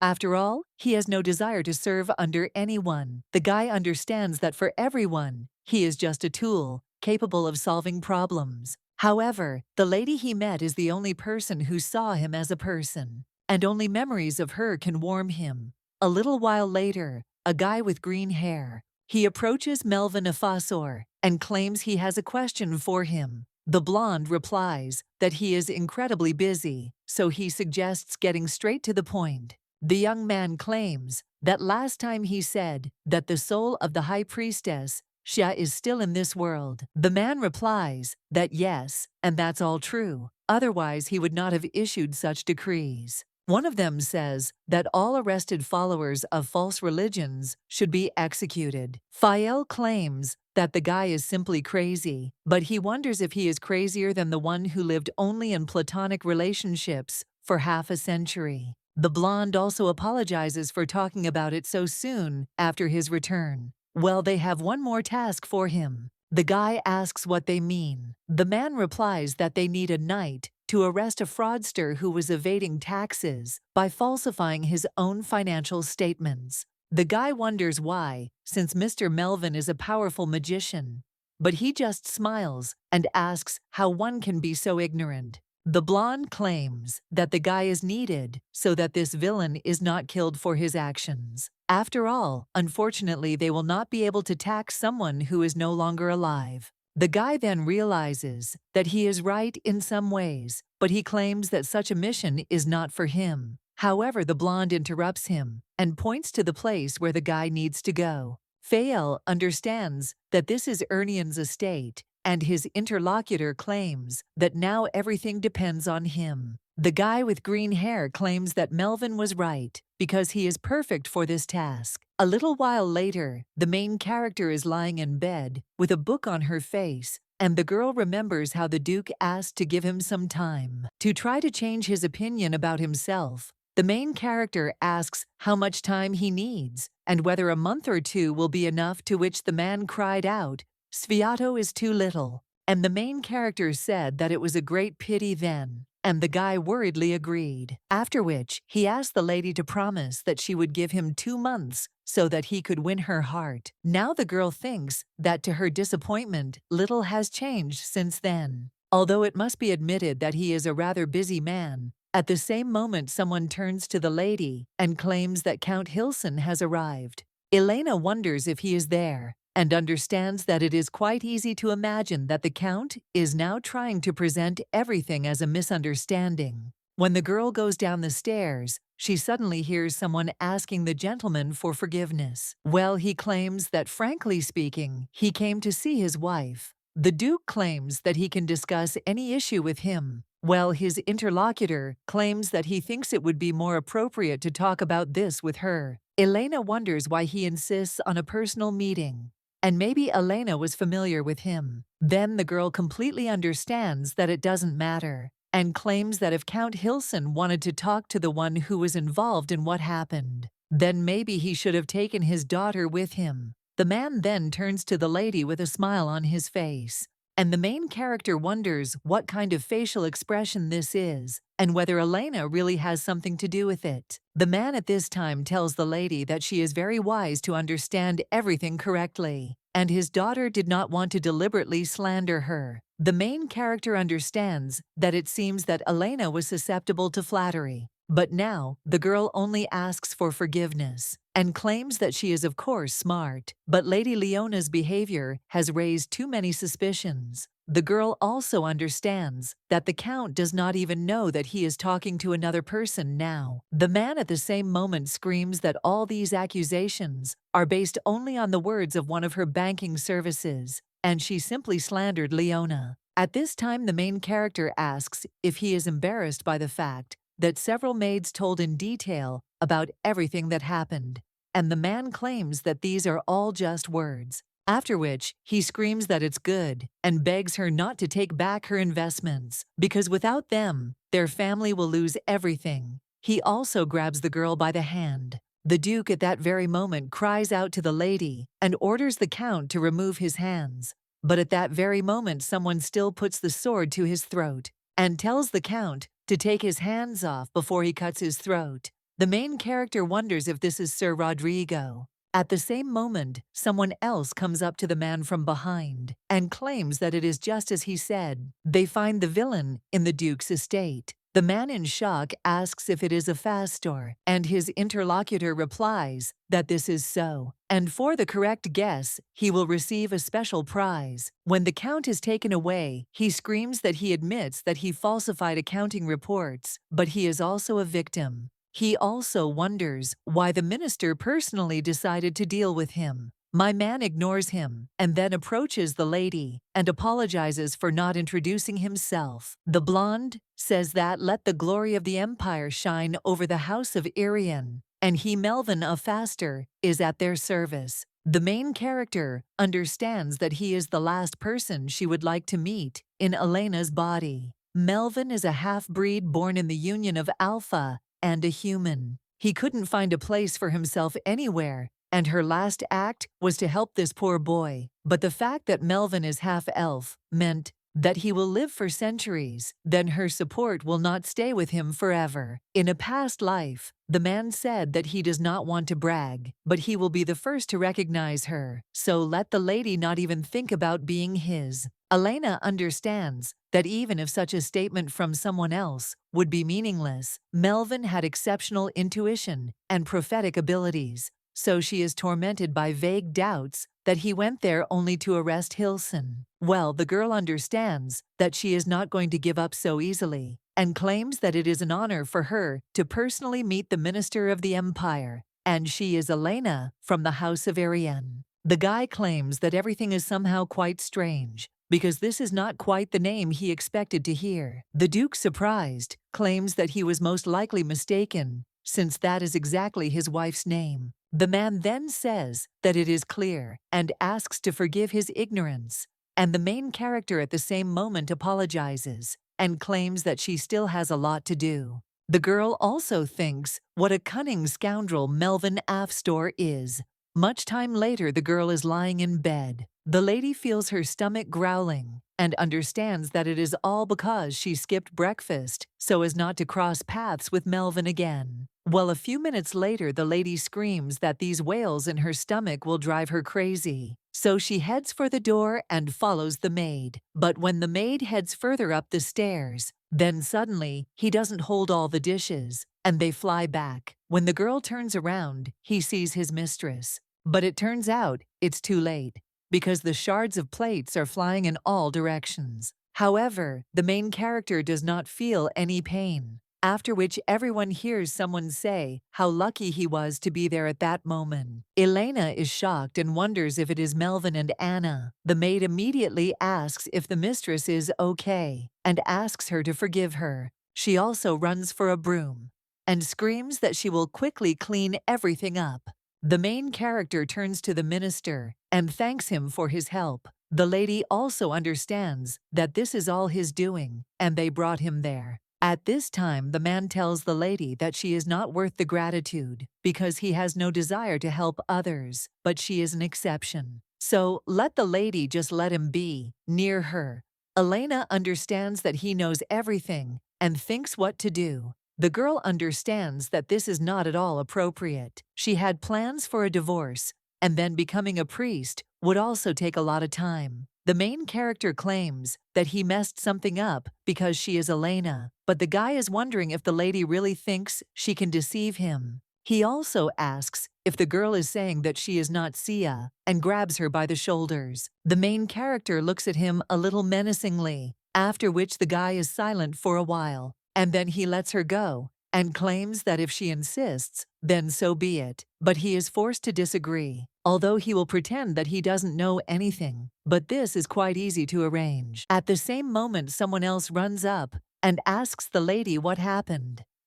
It turns out to be the Duke and Fail. When the guy with green hair sees the shards, he asks the lady if she is okay, and also whether the lady got hurt. She answers that no, and everything is fine. The eraser claims that nothing happened to her. Luckily, he was nearby, so everything worked out. The girl replies that yes, and the minister helped her, and Fail asks the lady to allow him to take her back to her room. But the Duke immediately cries out that he will take care of it. And if they suddenly didn't notice, then in fact, they sleep in the same room. The minister asks if this is true, and the man immediately asks what he is doing and whether he really has any problems. The blonde immediately replies that nothing, and once again asks to forgive his ignorance, after which the Duke immediately heads off with his wife, and the main character notices how someone touches her hand. It turns out to be the minister, but the lady immediately takes her hand back and moves on with the Duke. A little while later, the girl is lying in bed while her husband is sleeping soundly. Then the girl unfolds the note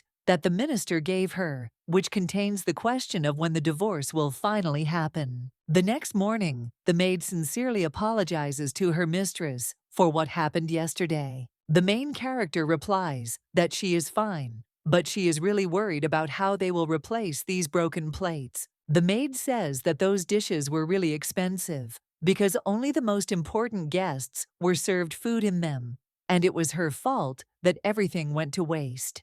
The maid, at the same moment, asks the mistress in a trembling voice what to do because her life is not enough to pay for them. Elena understands that all they need now is just a few beautiful plates. Then the lady realizes that she has an idea and claims that she seems to have some kind of solution. The lady suggests going to the kitchen, and a little while later they find themselves at the table. The maids bring various dishes, and when Ruby sees one of them, she also becomes delighted. He claims that there are blossoming buds on all the plates, and he has never encountered anything like this. Fael claims that it is actually carrots, and he hasn't seen anyone decorate dishes like this for a long time. The minister claims that this decoration does indeed remind him of someone. They realize that these are carrot decorations from the high priestess of Psyian, and the girl smiles awkwardly, and she thinks that maybe they shouldn't have resorted to this, after which she wishes them bon appétit.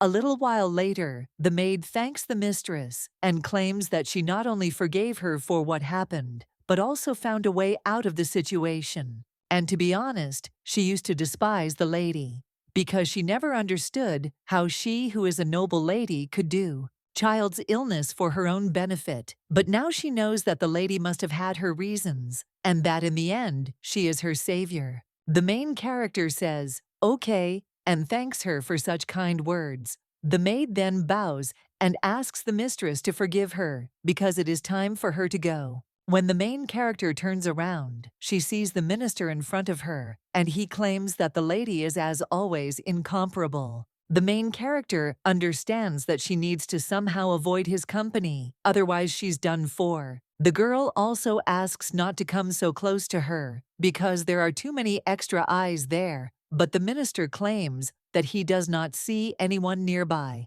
But when the main character turns around, she wonders where everyone went 5 minutes ago. Fael saw Ruby yawning and claimed that the boy seemed tired when the boy picked up a flower-shaped carrot. He wondered if Lady Helena had done it. The Duke at that time turned to his son and asked if he would like to rest at his place, to which the boy agreed. He also turned to Sir Rodrigo and asked if he would like to go with him. When the guy was leaving, he noticed how the maid bowed to the lady, and also how the minister came up from behind, and the guy understood that she was left alone. And that was exactly how it was. As planned, Elena wonders if he knew everything in advance again. and the guy at this time turns to the lady and claims that she looks tired. The girl just turns around and thinks that she wonders whose fault it is. The minister at this time claims that it is probably because of the pestering Lord Pleon. But he asks what the guy is talking about, and did he really say that he is representing, and how he even had the courage to say such a thing. After which, a storm immediately started. In the street, her minister asked if his words had offended Lord Pleon. However, he asked to be heard because he should not interfere in the daily lives of people, and his power should not go beyond the temple. Therefore, he thinks that it is unfair to take up so much space in the high priestess's life, even after her reincarnation. At that very moment the storm stopped, and Lord Pleon says that it actually hit the very heart. He also tells C that this man is offending him, and the main character understands that even Lord Pleon cannot say anything against Melvin. The girl also turns to the minister and tells him to think about what he says, because becoming the high priestess was her decision, and Lord Pleon never imposed anything on her, so let him blame her if he doesn't like something so much. Well, the guy at that very moment takes the lady's hair in his hand and brings it closer to his face. He asks how he can reproach her when the mere presence of the lady illuminates his entire world. The main character immediately pushes the guy's hand away and believes that there is no point in denying the fact that she is Sia, but her life as the high priestess is over. Now her name is Elena, or the lady has decided to accept her new existence, so she asks not to call her any more Siege, and also to keep it all a secret. The guy at this time understands that the lady does not need to ask him for anything. He just wants her not to push him away. So he asks to allow him to become a part of her life, and in return, he will do everything the lady asks without unnecessary questions. A little while later, the main character is sitting with her son. Fail watches them from afar, but at that moment someone addresses him, and he claims that spying on a noble lady is not at all a knightly occupation. The guy at the same moment claims that he still thinks that the lady is the high priestess. Well, the minister wonders if he is so blind, and how one can confuse two such different people. Despite all his suspicions, the lady sitting there is Elena, so let him not cause her unnecessary trouble. He would be better off spending his time creating a more real relationship and just letting the guy take a look. But all these love letters from the maids, but the young man immediately answers that they don't bother him. The minister says what a stubborn guy he is, and he needs to let the priest go. After all, even if the lady comes back to life, she will never write something like that, so it is better for him to leave all these letters. The guy at this time once again remembers Lady Elena's smile and sighs. A little while later, he moves on, but one of the knights immediately turns to Sir Rodrigo and asks if he can ask him to continue. A little while later, this knight cries out that it is a great honor for him to fight with him. The main character passes by and notices this competition, after which she understands that Fail never liked to duel with other swordsmen, and the girl wonders what came over him. At this time, the guy thinks that he needs to leave everything as it is, because in the end, she is not the high priestess. And the main character at this time turns to her son and states that she thinks he has had enough sword fights today. However, when the young man wants to object, the lady asserts that if he really wants to learn this skill, then tomorrow she will find him an instructor, after which they move on. And Fael notices Elena and is a little distracted, but at the same moment his opponent strikes, the guy deftly deflects the blade, but then sees that the sword is flying straight at Lady Elena and screams at the lady. At that very moment, the blade flies into a tree near the main character, and she is so shocked that she can't even say anything. Fail at that very moment runs up to her and asks if the lady was hurt or if she was injured. The girl replies that everything is fine, and the guy sighs and says that thank God. At this time, the main character notices a wound on his cheek and says that he has something on his face. Well, the guy asks if he really got dirty somewhere, and the main character at this time is looking at her hand, and also asks what else to expect from a duel between two knights, after which he heals his wound. At this time, the boy wonders if his mother is using holy power, but the main character only turns to him and winks, after which the young man nods with a smile on his face. A little while later, Fail comes out of the shower. Well, when the guy looks in the mirror, he sees that the scratch on his face has disappeared. He can also swear that that guy hit him with a sword, even if the wound was not deep, but he has never seen them tighten so quickly. And the guy wonders if this is all thanks to divine power. But this is impossible, because everyone knows perfectly well that Lady Elena lied about her abilities in order to marry the Duke. Well, he still can't get her out of his head, after which the young man even remembers how the minister spoke, that this woman is Lady Helen, and therefore let him stop burdening her.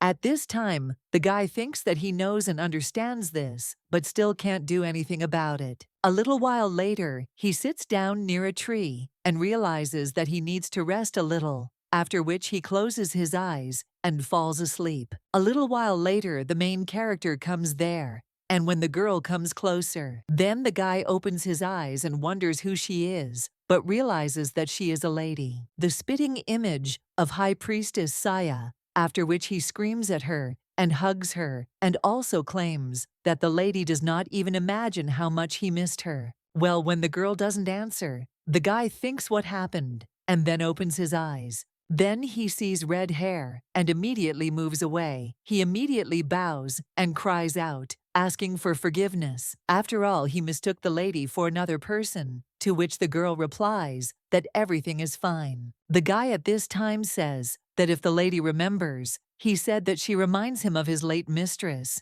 and he understands that it will sound stupid, but wonders if she could say it at least once, and let her just say that she is the High Priestess, because with these words, she will be able to save his world from destruction. The young man begs her to do this, but the main character replies that she is not a priestess, and also moves away a little. But the guy screams that it's not necessary, and let her just not say that she's not her, and also not remind her that in this terrible world, he's left all alone. His purpose and meaning in life, and even everything in general, simply has no meaning without her. The main character then sadly turns to Sir Rodrigo, and when the guy raises his gaze, he sees that the lady is looking at him with tears in her eyes, and understands that he put too much pressure on her. The guy at that very moment lowers his head to the ground and asks him to forgive him because he must have just gone crazy. Elena claims that everything is fine because she understands that because of the loss of her mistress, there is a gaping hole in her chest. But sooner or later, the melancholy will become a simple memory, and he will definitely feel better. The guy also remembers how the priestess claimed that she felt sadness inside him, but there was no need to worry. He may get confused, but he will still be able to find the right path,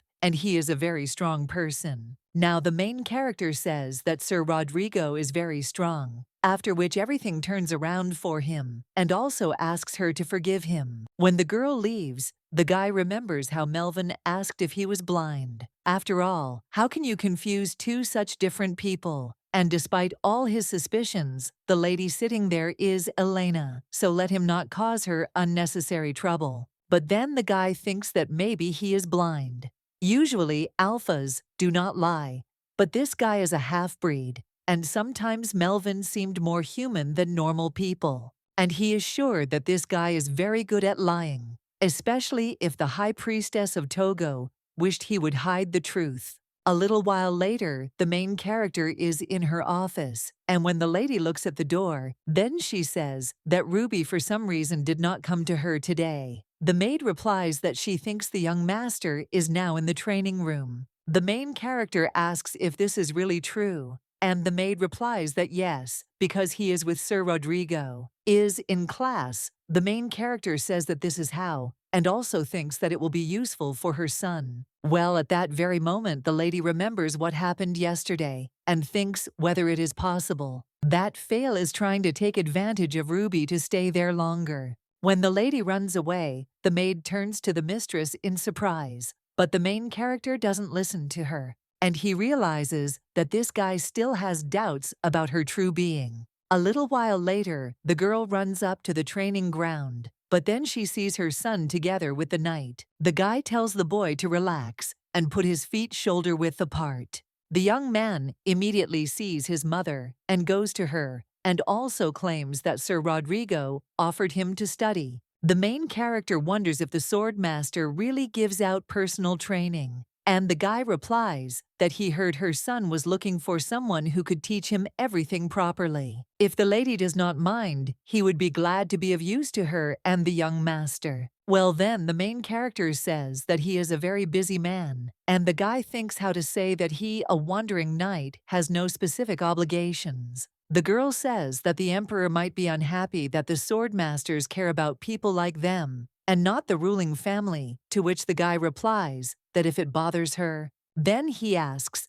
to be allowed to study with her son only for the duration of his planned visit, because he simply wants to repay the Urnian house for all its kindness. The main character understands that she cannot refuse him forever, because he is like a puppy, and she also can't ruin Ruby's dream of studying with his idol, after which the woman says that it's fine, and let it be so, and also asks him to take care of Ruby. At this time he thanks his mother and claims that they will definitely take a walk with her after his classes. The woman replies that of course, and a little while later they are already walking through the garden. Elena asks if the guy isn't tired after all those workouts, and the boy replies that not at all, it was so much fun. He also takes something out of his pocket and claims that he almost forgot because Sir Rodrigo dropped this bow and maybe it belonged to his secret lady love. The main character looks at it and is surprised and understands that this is a bow for real. It once belonged to her, and one of the merchants insisted that it be given to her. Despite her refusal, one of them, the lady, took off this bow and also claimed that it was too pretentious for the high priestess. Then Fail asked to let him save it, and the main character gave the bows to him. The girl understands that he probably buried the bow ever since,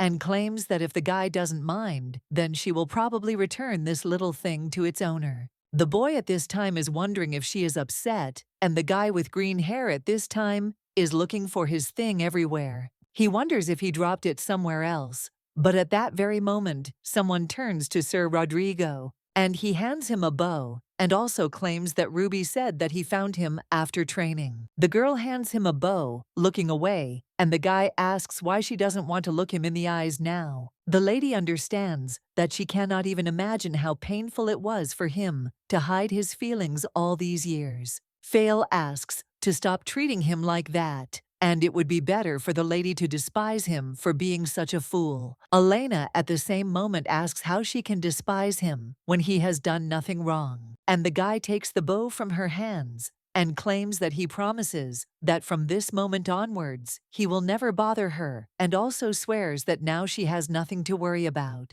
The main character claims that she has one question, and she is interested in why he is so persistently trying to find someone. After all, she has such a feeling that he doesn't mind putting his life on the line for this. The guy at this time thinks, isn't it obvious? He still lives under the same sky that the priestess once did, and stands on the same ground that she had to walk on. After which the young man becomes interested in how he can forget her if everything around him reminds him of her name. Melvin at this time watches everything from the window, and a little while later when the main character returns to the estate. Then the guy turns to the lady and asks if she could spare him a minute. A little while later, they are already heading towards the gazebo in the garden, and the elf says that it seems that Rodrigo is not giving the lady a break. The girl replies that yes, and he suspects that she is the high priestess. The minister says that then he should be pushed away quickly,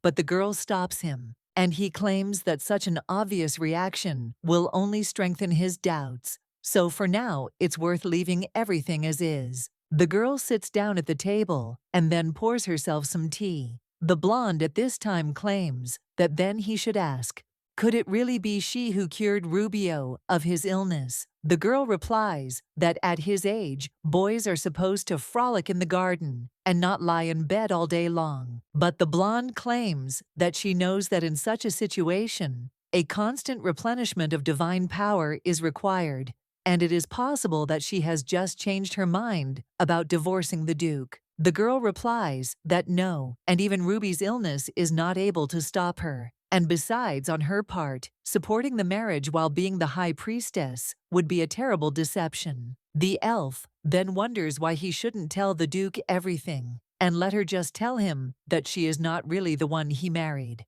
The girl replies that this will not happen, because the Duke married someone he did not even love, and he did it for his son. Ruby's condition is so severe that ordinary priests can only relieve his pain. She can give this boy a chance to lead a normal life. If the Duke finds out about everything, the lady asks if he will let her go so easily. She will not refuse a divorce, so the minister can rest assured and trust her. After the lady leaves, the guy claims that he is simply interested in when they will get divorced and whether he will be able to somehow attract her attention. The Duke is watching everything from behind the bushes. At this time, he is the main character. A little while later, understands that Melvin really kept his promise because he did not tell anyone who she really is. But his prophetic abilities became more and more annoying because he knew every day when the ladies left the office, and also when something bad could happen to her, and when she wanted to go for a walk. Elena understands that because of this, she was not able to avoid him at all.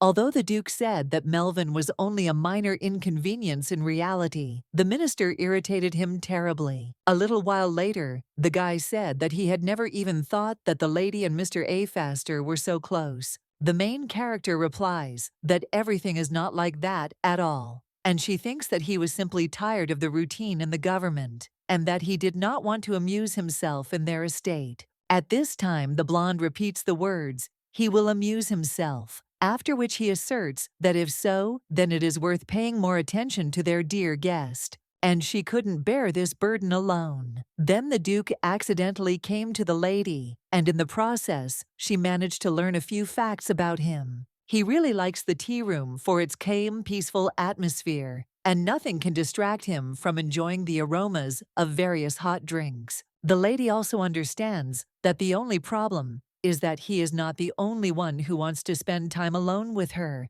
A little while later, the girl is already sitting in the garden and watching as the minister and the Duke exchange menacing glances. At this time, the blonde asks if Elena would like to try her favorite dessert with tea, and Elf says that, frankly speaking, he knows a place where they sell much better cakes than this one, and asks if she would like to go there right now. He also says that he hopes the sir won't mind, and the guy replies that he shouldn't forget that he is still the lady's husband, so let him get lost. At the same moment, these two turn to Elena and claim that it is up to her to decide, and the girl understands that she would just like to take a walk with Ruby. At the same moment, the lady hears Pleon's voice, who claims that if you think about it, then in his opinion they are both disgusting. He also asks his darling when these two idiots will finally leave her alone, after which he keeps insisting that he has some kind of option. And let the lady listen carefully. First, let her unclench her hand and let her thumb and index finger rot.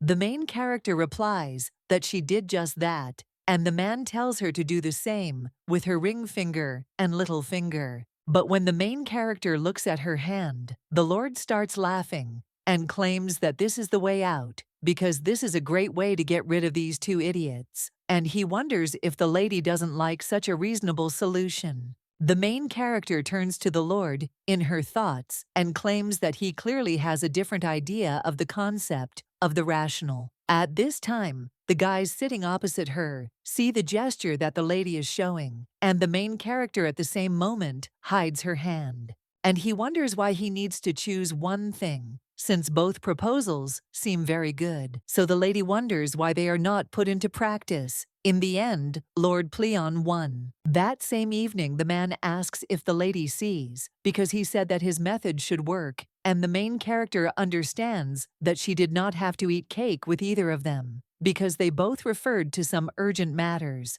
At this time, the Lord claims that if these idiots start to stick to her again, then let the ladies just use his solution to the problem. And the main character understands that she needs to focus on work. When the girl looks at one of the sheets, it says there that it was a great honor for them, if the lady were to choose the flower of the year during the upcoming festival, and the girl realizes that she seems to be offered to act as a judge at the flower festival. The girl also understands that this letter reminded her of her old house, in which the scent of flowers never disappeared. Her room was located at the very top of the eastern tower of the temple. So in the mornings, it was always filled with sunlight and the wonderful smell of blossoming plants. The girls are also interested in who got this place. When she left the post of high priest, the girl also asks Lord Pleon if she can find out something from him, to which the man replies that of course because he has never refused her, and if the lady wants to find another solution to the problem with those idiots, the main character replies that she does not need it at all. Elena also thinks that now is not the time for jokes and asks who is currently occupying the place of the high priest. The man replies that it is the very child she chose, and the girl understands that then it must be Pleon, and therefore this is encouraging. The main character remembers how the man turned to the high priestess and asked how he could live without her, since they all so desperately needed her patronage. Elena understands that he was reliable, the receiver albeit rather soft, and also relying too much on her support. The girl asks how he is doing, and whether he is doing a good job in his opinion. Well, her interlocutor is just silent, and the main character asks if he is still there, but there is no answer. The main character immediately screams why he is silent, and asks only not to say that this man also suffers from the same condition as Phael and Cassian. At the same moment the Lord replies that frankly speaking he is doing quite well, and the girl says that she is very glad to hear this. Lord Pleon answered the question that was bothering her, and watching Phael, Cassian, and even Melvin suffer from her absence would be too painful. So, to know that someone was able to cope with what happened and move on with their life is a relief, and she thinks that means she has one less thing to worry about. The next day, the lady set out on an expedition to the Urnian family's holdings. The duty of the family is to ensure the integrity and safety of the people and lands under the rule of the feudal lord. Most of the farm's inhabitants make their living by growing wheat. Even though she had to accompany the Duke, since she was his wife, to be honest, this test did not particularly interest her. When the lady saw a boy coughing, she handed him a pear and claimed that they were good for colds. But at that very moment, his mother said to the lady that they did not deserve such expensive fruits, and the girl replied that in that case, it simply had to fall into the hands of those who needed it, after which they thanked her. A little while later, the girl goes to other people and claims that she heard that they are caring for a seriously ill relative. She then hands over a precious stone and asks to use it to quickly cure a family member. The man immediately asked the lady how they could repay her for such generosity, and the girl understands that in fact it was a bribe, disguised as official assistance from the House of Urnian. The lady also asks to keep this a secret from her husband, and understands the reason why she did this. It is concluded that she wanted everyone to remember the kind Elena. Thus she added good memories about her. The lady understands that this method has already begun to change the perception of people in the house. One of the maids turned to another and claimed that Lady Elena had changed a lot, and the aura enveloping her was not at all the same as before. Another maid answered from there, because now in the house there is an atmosphere of warmth and hospitality, and her interlocutor claims that sometimes it even seems to her that she herself wants to be dependent on her. At this time, one of the maids tells the others to take a look, because Minister of Fastor is there, and he, with their mistress. They have been spending a lot of time lately, and Lady Elena is probably very tired of such a large flow of guests. The other maid replies that, yes, and they laugh together, but at this time someone looks out from behind a tree. It turns out that it is the Duke, and the man understands that the maids did not lie, because Elena is fulfilling her duties as the mistress of the house. But he does not understand that Fastor is pursuing him. As for him, his behavior doesn't really look like he's fulfilling his official duty. You, the man, are in shock and think, what if? Elena plans to divorce him and then marry Fastor. Even the thought of such a thing makes him feel sick. But the worst thing is that he has no idea how he can defeat the minister. A little while later, the Duke approaches the two. Melvin immediately asks what they owe to such a pleasure, and the Duke replies that he thought he could also greet their dear guest. Well, his interlocutor replies that there was no need for this because Mrs. Ernian showed him a very warm welcome reception. He also does not want to be an extra burden for such a busy man as the Duke. The man says that since that is the case, let the minister allow them to agree on an official trip to Lake Ark with him. The guy asks if he's sure he wants to do this out of politeness, and the Duke asks me if he thinks he's been visiting them too often, without any serious reasons. The main character sees that these two are back at it, after which the minister even said that it was understandable.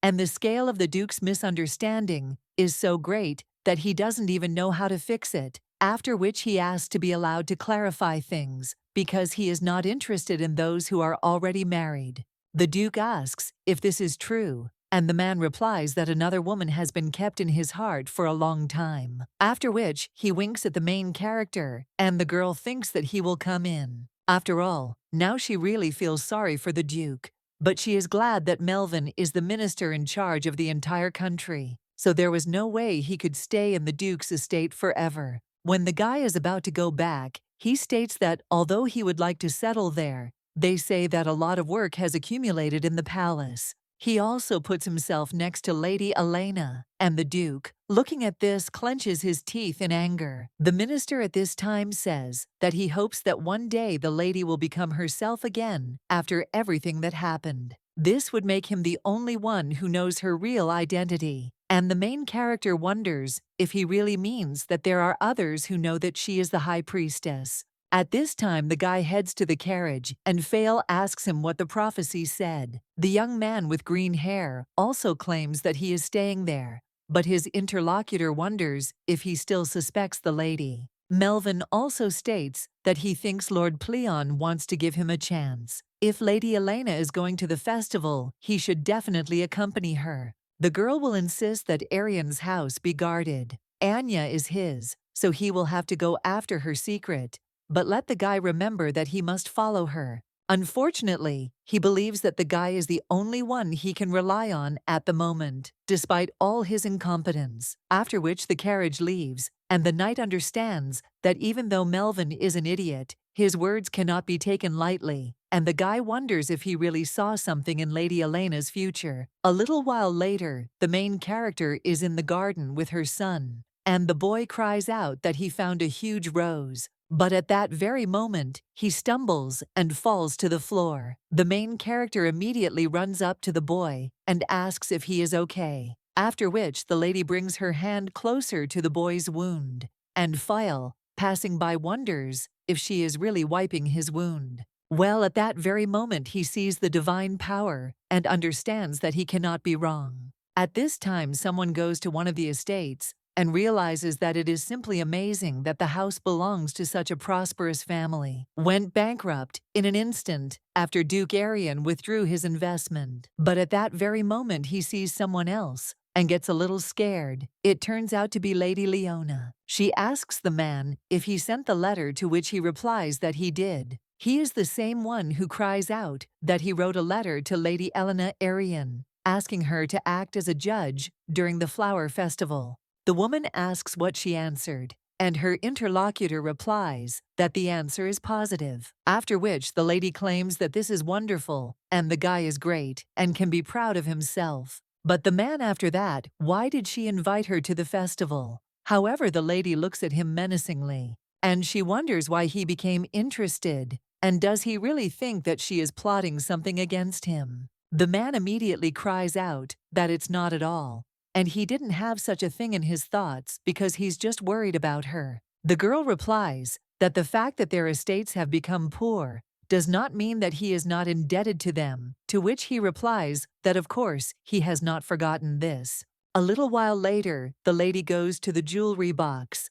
When the girl looks at her, then she sees that there is almost nothing left there, after which she throws the box on the floor, and also screams that all their troubles are because of that lousy betting. People take the dagger in their hands and understand that she is in spite of everything. Make her suffer. A little while later, the day of the flower festival arrives. The main character is there, after which someone turns to the lady and says that she needs to go there. The guy with green hair watches this and also remembers the elf's words that if Lady Elena goes to the festival, then he should never let her out of his sight. And let the guy remember that he must be cunning. So now the young man is heading after her. At this time, someone screams how many beautiful flowers there are, and the presenter, he suggests asking their guest of honor to choose the flower of the year, and the main character claims that they are all beautiful. But when she looks at a man, she wonders if he is feeling unwell and why he is sweating so much. The guy is a little nervous, and as the lady approaches him, the chandelier starts to shake, after which the girl sees how this chandelier falls on her. At the same moment, some kind of shroud falls on the guests, after which the rest of the people scream for them to leave quickly. But when one of them touches the floor, then he asks what is on it, because it is some kind of sticky liquid. At that moment, he realizes that it is fat. Leona stands at this time with a candle and smirks, after which he throws it onto the fabric. At that very moment, people scream that a fire has started and that everyone should save themselves. After that, people start running away. One of the men thinks that this girl has completely lost her mind, while the main character is trying to come to her senses. Lord Pleon turns to the lady and claims that she must get up, because if she goes to the west, she will be able to get out. The main character realizes that her head is spinning, and she wonders where the west is, after which it completely collapses. But at the same moment, Fael grabs her and screams that the lady must go with him. The girl asks how Sir Rodrigo ended up there, but at the same moment the lady screams that he needs to go ahead because rumors might spread if they were seen together. The guy wonders why she despises him so much, which surprises the main character a little, and Fael asks why she is so disgusted by his company that even in times of danger she tries to avoid help. The main characters do not answer that everything is not so and that she simply has security. But the guy claims that they were paid to leave her, and they left the hall immediately after the lady entered the stage. That's why he asks to let her help, because he knows her true nature. The lady can continue to fool him, but he still asks her to get rid of him, pushing him out of her life, because he simply cannot survive without her. After which the main character gives him her hand, and they head towards the exit. But at that very moment, the ceiling begins to crack, and then collapses on them. Fael looks at all this with confusion, but at the same moment the lady's hand begins to glow, and the girl wonders if this is really her divine power. A shield forms around these two that protects them, and the main character wonders if this is the work of Lord Pleon. The Lord at this time suggests that the lady admire him later, but now let her move her legs faster. As they move on, the girl thinks that it is simply impossible for the building to collapse so quickly, and most likely someone damaged the structure beforehand. Then the main character starts walking slower, because she realizes that it seems she has used too much divine power. Fael at this time apologizes for the rush, but claims that otherwise they will end up trapped. After which, he takes it all in the lady's hand and runs with her to the exit. The girl grabs onto him, after which she realizes that looking back, she remembers that something similar happened in her past life. Once someone even set fire to the temple because they refused to treat the elderly parents of that man. Only he didn't know that even the divine power can't cope with old age. When there was a fire there, the girl screamed for the sick to be taken out of the temple first. At that very moment, the lady began to cough from the smoke that appeared during the fire. But at that very moment, someone grabbed her and claimed that it was now time for the lady to leave. So the guy asked her to follow him. The main character understands that Fael has not changed at all. She wanted to free him, but perhaps it was not for his good. And to calm her soul, the lady understands that it is apparently pointless to hide her identity any longer. A little while later, the swordmaster looks out of the window, and the main character is interested. Why did he bring it then? Her in the guest house, and really worry about safety in Arian's house. The guy replies that it is impossible to say for sure whether the rest of the security was bribed. And frankly speaking, he recommends to temporarily take refuge in a Fastor's house. The main character understands that the guy has knelt down, and he doesn't even want to pretend that she is not the high priestess. The girl claims that perhaps such an option would solve the problem, but she does not agree because her presence in the minister's house without an official invitation could lead to a lot of rumors. She would not like to put a spoke in her own wheel in the event of a possible divorce. Fail happily asks, does it only mean that the lady was planning to break up with the Duke all this time? Elena asks why he was so happy about it, and the guy claims that the lady can of course condemn him for his selfishness, but the news of her desire to get a divorce made him very happy. So he intends to make every effort to become her life partner in the future. The main character remembers asking the guy if he was going to stay in the temple until the end of his days without marrying anyone. The girl also said that it turns out that not only she will not have a chance, but the others will too. And the sword master claimed that then he would like to stay and become a support for her. But if he is not allowed to be nearby, then let the lady at least allow him to be in her shadow. The girl once again notices that he hasn't changed at all. The only thing that has changed is that he hasn't changed at all. So this is what she now knows about his feelings. Well, at that very moment the girl hears some sounds, and when she looks out the window, then he sees people in robes and asks if this is really what she thinks. Phial replies that it is some kind of cult of pseudo-religion, which Melvin tries so hard to eradicate. The main character wonders if this is really true, and the guy replies that they promise to revive the undead and ensure eternal life, thereby increasing the circle of their followers. Elena claims that it sounds pretty terrible, but then she sees red stripes. The lady understands that these people are followers, Arbus, the very same evil god whom Lord Pleon defeated and sealed. They are known for their atrocities, and one of her tasks was to stop the influx of people into their cult.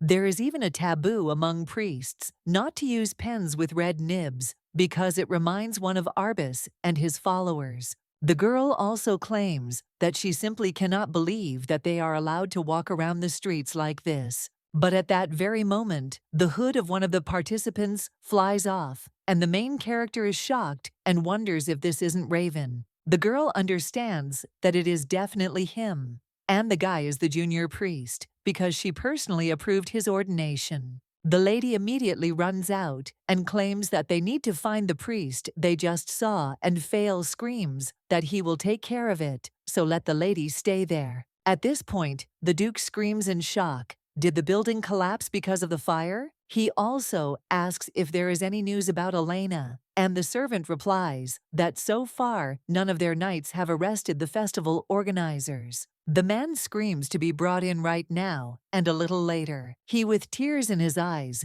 claims that he really doesn't know what happened, and that he was just following the woman's orders. The guy asks what he's talking about, and the man replies that he is talking about Lady Hilson. The man is shocked and wonders if this is really all that happened. Leona's cunning plan against Elena. At the same moment, someone is heading for the main character, after which he raises a dagger at her. It turns out to be Leona, but at the same moment the main character stops the girl's hand. Leona says how sweet it is that the lady decided to send her bodyguard away, and she is such a stupid girl. She also claims that she will not put her into eternal sleep, because a life filled with suffering would be a fitting punishment for someone like her. And so, when a girl asks if it's worth it to make do with just one of her eyes for now, or better yet, work on her filthy mouth, after which Leona screams outright that her life turned into hell because of her, therefore she deserves no less than the suffering that befell her. Phial grabs the guy and then thinks where Lady Xia went up to,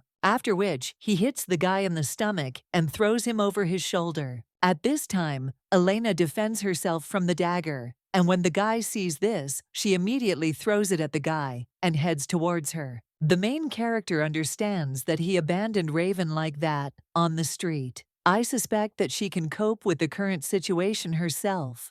The girl claims that people often misunderstand everything because it seems to them that a noble lady is not able to protect herself without the help of others, after which she squeezes Leona's hand so hard that she screams in pain. The girl thinks that as the high priestess, she has had to deal more than once with desperate patients trying to achieve healing by force. Fail at this time inquires about the lady's okay and grabs Leona so that she doesn't attack again. The girl screams to get her hands off her because as a master, you can't have the audacity to treat a girl so rudely. And it's just so strange that he's hanging around her like that.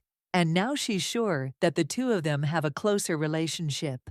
The guy immediately takes his sword out of its sheath and then says how low it is for her to make such absurd accusations. When he passes the blade near the lady's face, she gets very scared. The guy at this time understands that he needs to follow the person he considers right supporting him. Fail claims that he is merely following the teachings of his master, nothing more and nothing less. The main character understands that the guy hasn't changed at all, but at the same moment she notices that Raven has disappeared. Fail, seeing where the lady was looking, claims that the guy apparently ran away while they were dealing with Lady Leona. It seemed to him that he would be out for a long time, so the swordmaster asks him to forgive him. At this time, the main character suggests returning and speaks to Lady Leon. Now she can't get out of it because she'll have to pay for her actions, and she won't let her sentence go for what the girl did this evening. A little while later, the Duke comes to the building and looks at it in shock. He also wonders where the guards who accompanied Elena went to, which the servant replies that it seems they left this place immediately after the lady was invited onto the stage. 3 different people agreed in their testimony, and the man wonders if the guards were bribed and if this is Leona's doing. But he doesn't understand what made the knights do this, especially after the girl lost all influence because of the incident with Anna, and maybe someone else was involved in this. Well then, the man understands that something else is more important. Now after which he cries out to Elena and asks her to answer if she is there. The guy understands that the lady is a strong girl, and she managed to hold her head high. Even when everyone pointed fingers at her, he refused to believe that she was just taken away by fire. The Duke immediately falls to the floor and screams that this cannot be and is simply impossible. His aunt comes up to him at this point and says, "What a poor guy he is." She also claims that Helen only got what she deserved, and apparently she angered the gods by desiring that which was never worthy. She also turns to the guy and says that he needs to stay strong because she is sure that he will find himself a more beautiful girl than this evil woman. But the blonde at this time was only thinking about how he asked the guards, and the butler answered that it seemed they left this place right after the lady was invited onto the stage. At this time, the guy is wondering if 3 different people really agreed on their testimony and were bribed, after which he keeps asking him if the aunt is involved in the spell, to which she replies that, to be honest, she never thought that they were right for each other. The guy immediately screams, how dare his aunt. He also remembers how one of the maids said that Lady Elena has changed a lot, and the other one claimed that she had never seen her smile like that before, and that she and the young gentleman go for a walk every day. The Duke immediately screams that she has changed, and he really wanted to be part of her changes. He can't let her go so easily. But at that very moment, someone turns to the gentleman and tells him to look there. After all, Lady Elena is there, and the guy looking at her immediately asks if it's true. The main character wants to say that Sir Rodrigo saved her, but the Duke at that very moment attacks the lady with his arms, and he cries out how grateful he is to the Lord that he returned her safe and sound. She has used up too much divine power today, and it seems that she is about to switch off. When the Duke sees this, he screams that they are immediately returning to the estate and let them immediately bring him a carriage. At this time, the butler turns to the gentleman and asks, "What about those ladies?" The aunt turns to the guy, and the man tells him to take them to that place in the mansion. A little while later, the main character is lying in bed, and when the lady opens her eyes, the maid at the same moment asks if she is awake. Elena asks how long she slept. Her interlocutor notes that it was 2 whole days. The girl understands that this is most likely due to the fact that she abused her divine power. Well, at that very moment, the lady sees a boy next to her, and the maid claims that the young gentleman refused to leave the lady until she woke up. The boy immediately gets up and asks his mommy if everything is unnecessary and good. The girl asks if he really thought that she might not wake up, to which the young man replies that in no case, because he was completely confident in her powers. Elena realizes that this boy most likely also knew that Elena did not have divine power, but he did not ask a single question about how she managed to cure him. The girl at this time tells Ruby that he never asked her, and the boy answers that he trusts his mother, and that's all. After all, she promised him that she would definitely find a way to heal him. The main character at this time wonders if Elena really valued Ruby. The girl also remembers how the lady with red hair claimed that the boy would soon be able to get out of bed and asked to give her a little more time. Elena understands that these are probably her memories, right before the girl fell into eternal sleep. The main character also thinks that giving such a promise to the boy when she, the high priestess, can cope with the boy's illness. At this time, the young man asks his mother what is going on, and the main character understands that there is only one sensible conclusion. Elena somehow knew that she would get into her body. The Duke is sitting with papers. A little while later, he understands that he was made head of the house when he was only 8 years old. Auntie said that she would make sure that the boy inherited the title of peer. To become a duke like his father, the woman said that his enemies were her enemies, and she even quarreled with the other aristocrats for the boy. The woman claimed that she would make every effort to ensure that they did not interfere with his future, and all the boy has to do is move forward, knowing that he can count on her. Now the man bites his lip, thinking about his aunt, and understands that she will not escape imprisonment if she is found guilty of what happened. But the only aristocrat who knows about all this is Elena, if she agrees to show a little compassion to her aunt. At this time, the butler turns to the gentleman and claims that the minister has sent an invitation letter for Lady Elena. The guy asks if this is really an invitation, and the servant asks if he should give it directly to the lady. The Duke immediately snatches the letter and claims that he will do it himself because he just needs to discuss some matters with her. A little while later, the main character finds the only 2 clues left by Elena. The girl turns to Lord Pleon and asks if there is any way to revive the one who is no longer alive. Her interlocutor replies that this goes against the laws of nature, and the lady understands what it means. If someone really wants to break them, then there are options for how to do it. And if so, then she is interested in whether there is a possibility that such rituals could be performed under the protection of another god. The man at this time asks if she is talking about Arbus. The girl understands that Arbus is an evil god, and Lord Pleon sealed him 1,000 years ago. But the power of that being was so great that Lord Pleon had to use all his remaining power on Earth to protect the seal. The main character at this time looks at the dagger and says that this symbol is used by a pseudo-religion, to which more and more people have recently joined, and maybe this is somehow connected with Arbus. Pleon replies that perhaps this is the case, so let the girl leave this investigation to him. The main character at this time looks at the book and claims that this could be an important clue, but it is difficult to understand. She needs someone strong enough to perform restoration magic, and the girl wonders if the minister is really her only option. At that moment, the Duke knocks on the door of the room,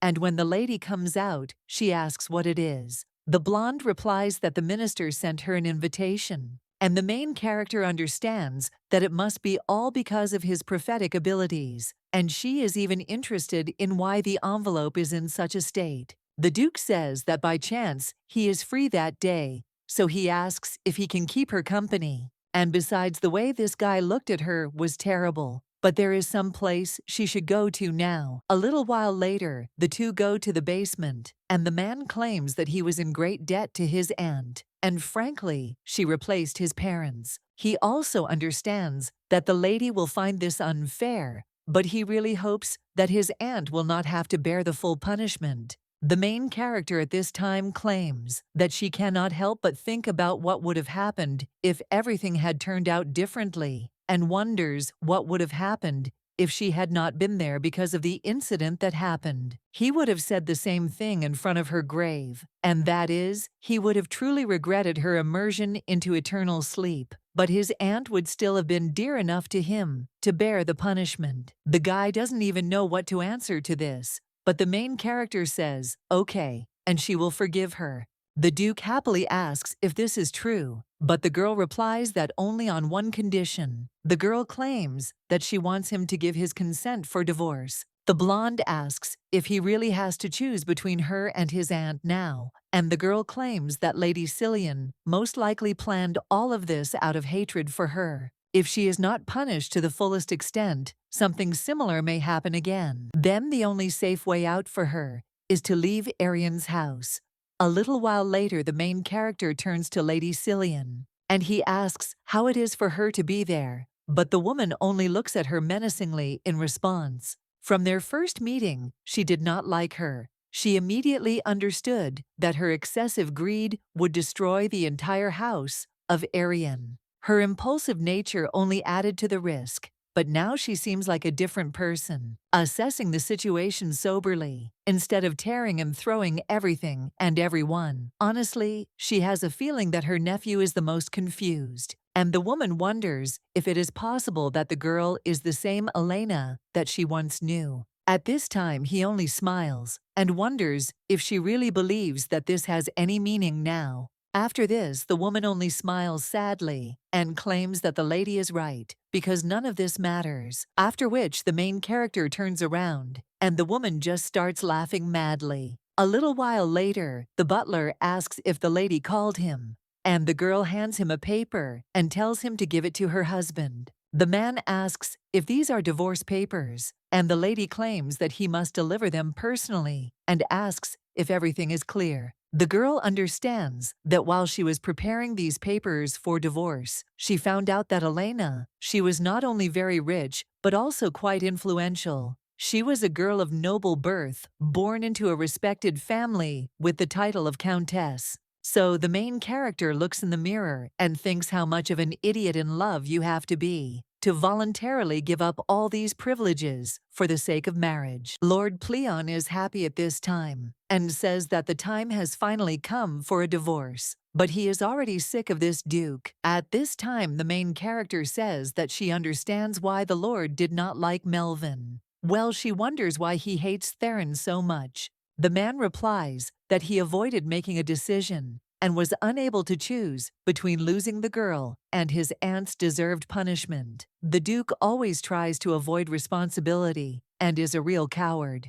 Everyone makes mistakes in their lives, but few are willing to take responsibility for what they did. The principle of cause and effect is just a law of nature and does not tell the main game what it understands. She also asks if there is any information about Arbas's followers. The man replies that there is nothing yet, but there is something very suspicious. It seems that someone has limited his ability to look into any corner of the world, so the lady better try not to go to those places.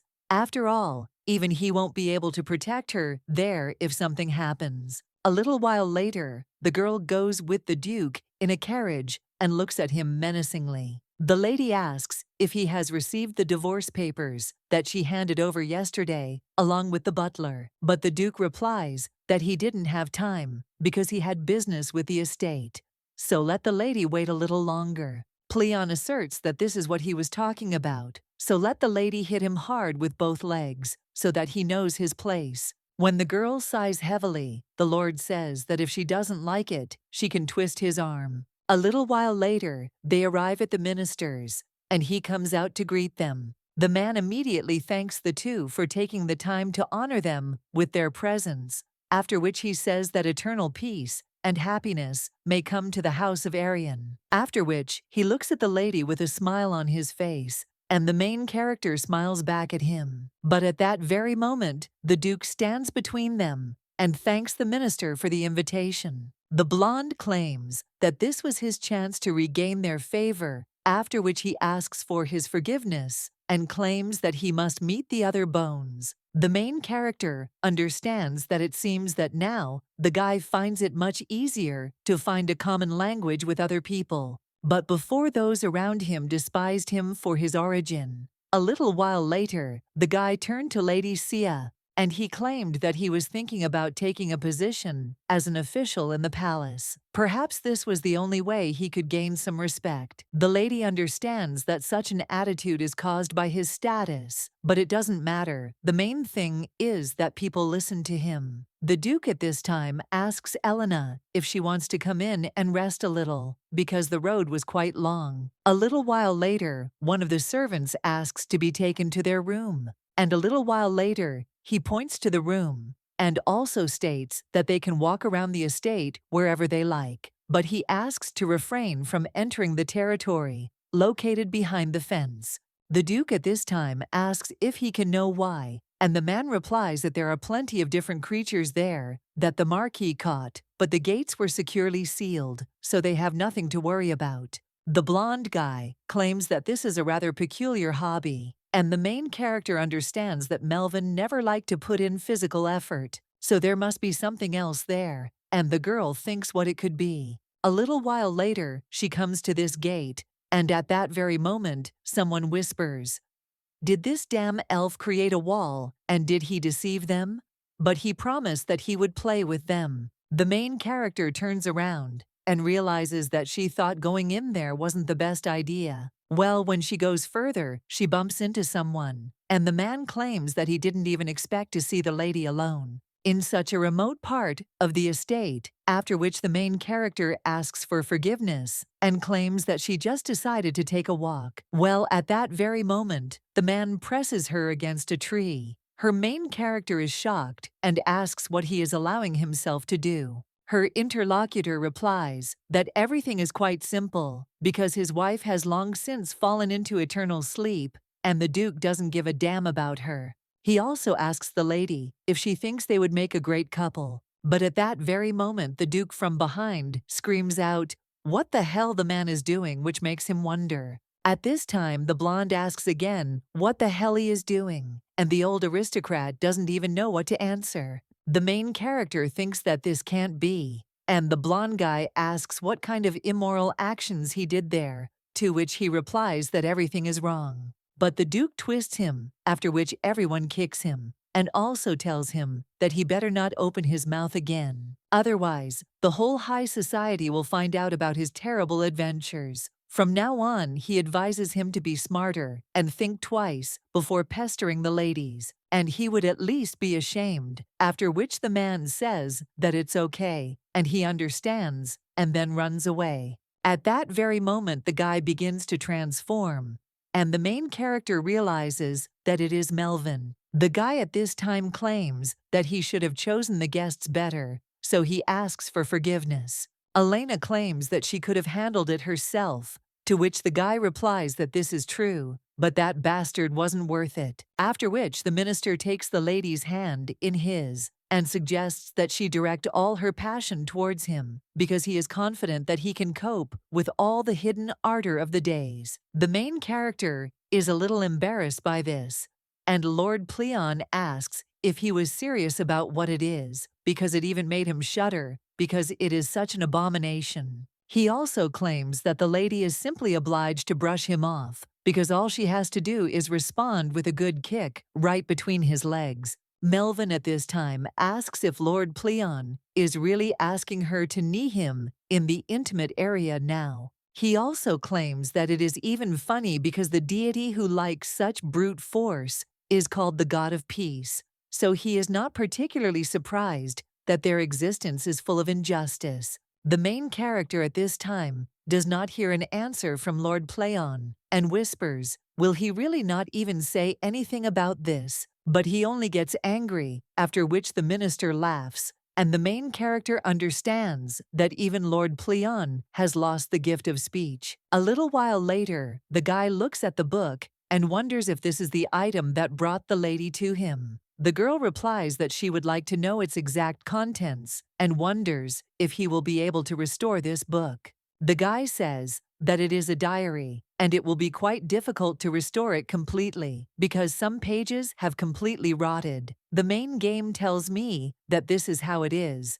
And then okay, but still asks to look, maybe he will be able to do something. The blonde says that the lady does not need to beg him, because he wants to be useful to her now and in the future. After all, in the future, the more he helps the lady, the more credit of trust he will have. And in the end, this can increase the chance of winning her heart. After which the guy says that he will not delay and begins to restore the diary. He also claims that unfortunately restoring items has never been his strong point. So this is all he can do. The main character happily looks at the sparkling diary, while the blonde man wonders if he should start apologizing already. A little while later, he opens the door and says that he will leave her, and then they will meet in the dining room for dinner. When the guy leaves, the main character immediately opens the diaries and begins to read it. But a red feather falls out of it, and the girl thinks that in this case, Elena could be connected with the cult of Arbas. So the lady reads the diary until the evening, and understands that having reached the middle of the diary, she still has not found any mention of Arbas. The conversation there was about the daily routine of a dose of courage with the Duke, and the girl understands that perhaps the lady has become a follower of a pseudo-religion. After she got married, despair and disappointment push people to terrible and thoughtless actions. When the lady comes out of her room, she sees the Duke, who holds out his hand to her. The girl looks at the other people and holds out her hand to him in return. The lady realizes that it is time to leave their feud while they are in front of other people. She sees through this slug, but will not touch him yet. A little while later, they find themselves in the hall. But at that moment, someone claims that he does not see the host of his dinner at the head of the table. And where did he go? But at the same moment, the guy says that he is glad to welcome the Duke and Duchess again. Unfortunately, after he met all the honored guests, he was only able to find a place on the edge. The main character thinks what a blatant lie this is. One of the women at this time asks the gentleman where Viscount Ropel is. The guy at this time asks if he really left them without even warning him, and that it was so rude of him. Elena understands that something tells her that he contributed to this. At the same moment, the guy raises his glass and claims that today will be 30 years since he was awarded the title of Marquis. Unfortunately, he has no family there, and he cannot celebrate this moment with them. So he arranged this reception, inviting them all. At that moment, one of the aristocrats cries out for him to marry, because they say that the royal person of the neighboring country has had her eye on him for a long time. The guy at this time asks, how dare he, because the one he loves will spend only a small part of his life with him. Lord Pleon at this time says, what a brazen liar the guy is, and he hasn't forgotten that heresy he told Sia. The guy at this time says that in any case, he thinks that we need to celebrate this and not immediately start drinking.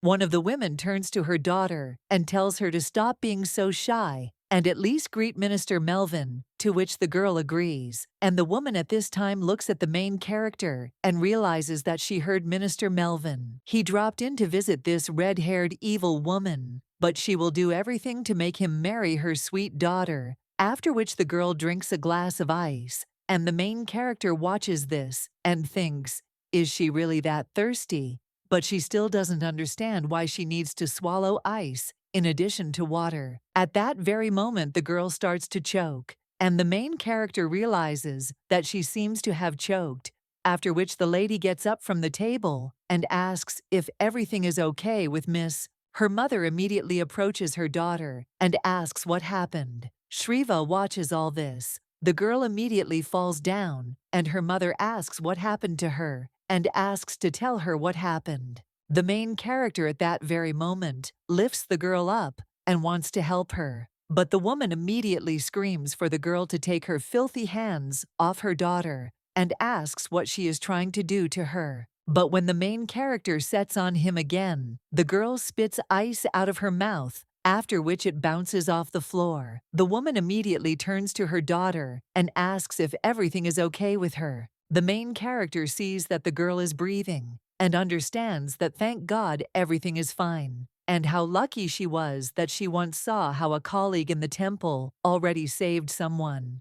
One of the aristocrats wonders if the lady just saved this girl, and the other woman says that it all happened so quickly, and her interlocutor says that he has never seen anyone do that before, so he thinks that Duchess Arian just somehow miraculously saved the life of young Lady Mayon. The woman then looks at the main character and understands that even though she hates her with all her heart, she still claims that she is very grateful to the lady for saving her daughter. Elena says that it is not worth it because she thinks that everyone would do the same. The girl realizes that it is rather strange to hear words of gratitude from the one who despises her. At the same moment, someone tells the lady that it was impressive and asks to tell where she studied. The main character at this time pays attention to how Melvin leaves, after which the girl asks her to forgive her because she is leaving for a second, and the lady thinks, what kind of expression did he just have?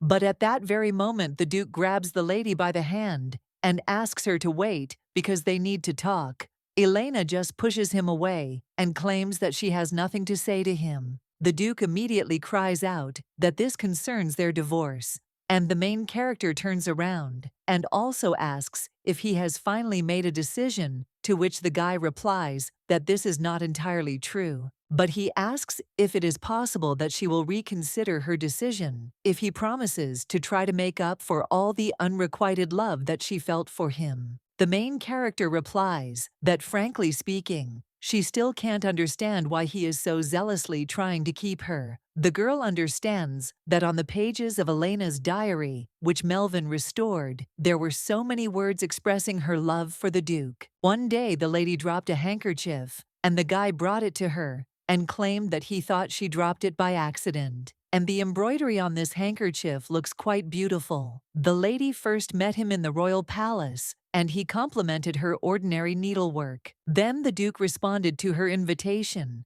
and the girl thought maybe he just liked her. After that, he gave her flowers, and the lady thought that he did this to everyone, but he didn't respond. Only, she received the bouquet, and she was very pleased. Elena thought that maybe she should try to talk to him tomorrow, and if only she could get a little closer to him. And then the girl had to lie, but everything she felt was sincere, and now the main character's wondering if she looks like a human who has at least some feelings, or is this the case when he needs not Elena, but the capable Duchess Arian, who turns out to be very convenient and useful. The Duke immediately screams to Elena, but then he looks away and claims that he is just trying. However, then the main character turns around and goes further. The girl understands that he is not trying to stop her, so she thinks that his feelings are not strong enough. A little while later, the girl is in the garden, looking for Melvin. The lady understands that no one can escape his prophetic power, but this elf is nowhere to be found,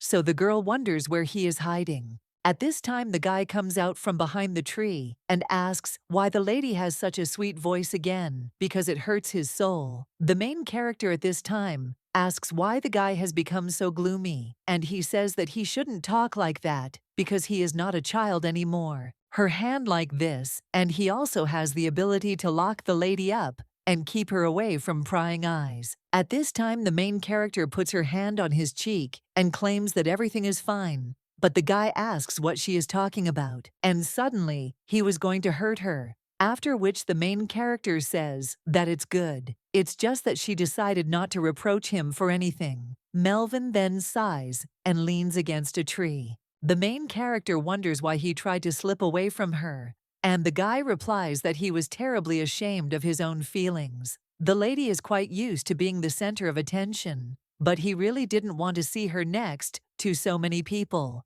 Then the girl says that he should have saved Lady Mayon himself. However, the guy replies that the more aristocrats the lady likes, the easier it will be for her to give her a divorce, and if he were in her place, he would get rid of the Duke with great pleasure. Well, he thinks that he should be above all this human nonsense. That's why he decided to take a more gentle path, and most importantly, all this is done so that people perceive him not as who he was before, but as who he has become. After all, now he is a man who has every right to be near her, and he will try to make sure that the lady's thoughts are only about him. He will help her with everything she may need his support. The main character is embarrassed by such words. A short time later, the maid cries out to her mistress that an official from the royal court has just arrived. It seems he knows about Lady Psyian's involvement in the arson case. But the main character asks what's wrong with Togo,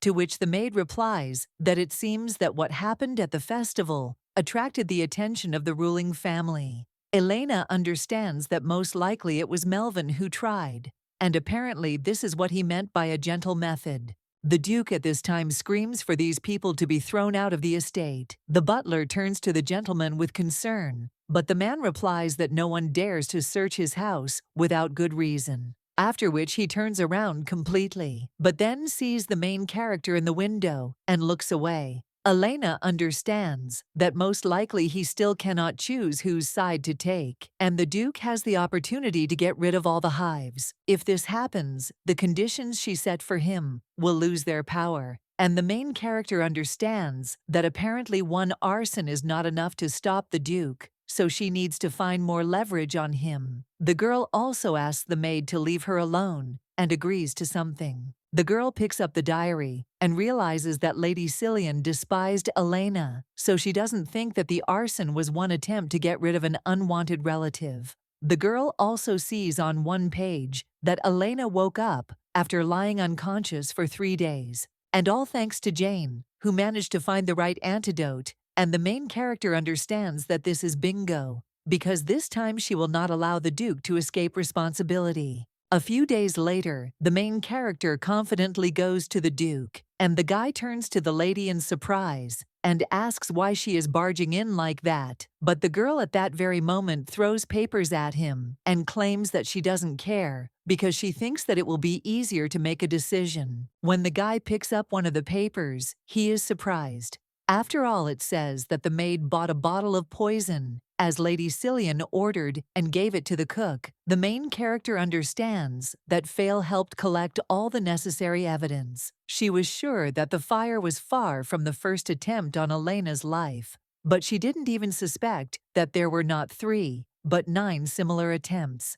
And that's not counting the numerous cases when Lady Psyian tried to get rid of Elena with someone else's hands, and no one even thought to interfere, and Lady Psyian calmly walked around the house, although Elena demanded an official investigation to establish the identity of the culprit. When she turned to the Duke, he only asked, did she really dare to bother him with such a worthless business? The Duke simply fired the cook, and that was the end of it. So now the main character is telling him to admit that preserving her life was almost his most insignificant concern among all the others. The Duke, at that very moment, cries out to Elena, and the girl says that perhaps she lacks mercy, but she thinks clearly enough and let him simply sign the papers, after which she can promise that she will turn a blind eye to all these attempts. The girl understands that if he himself is not capable of making decisions, then he has to obey someone's orders. He simply cannot shirk responsibility forever. A little while later, the main character leaves the room, and Fael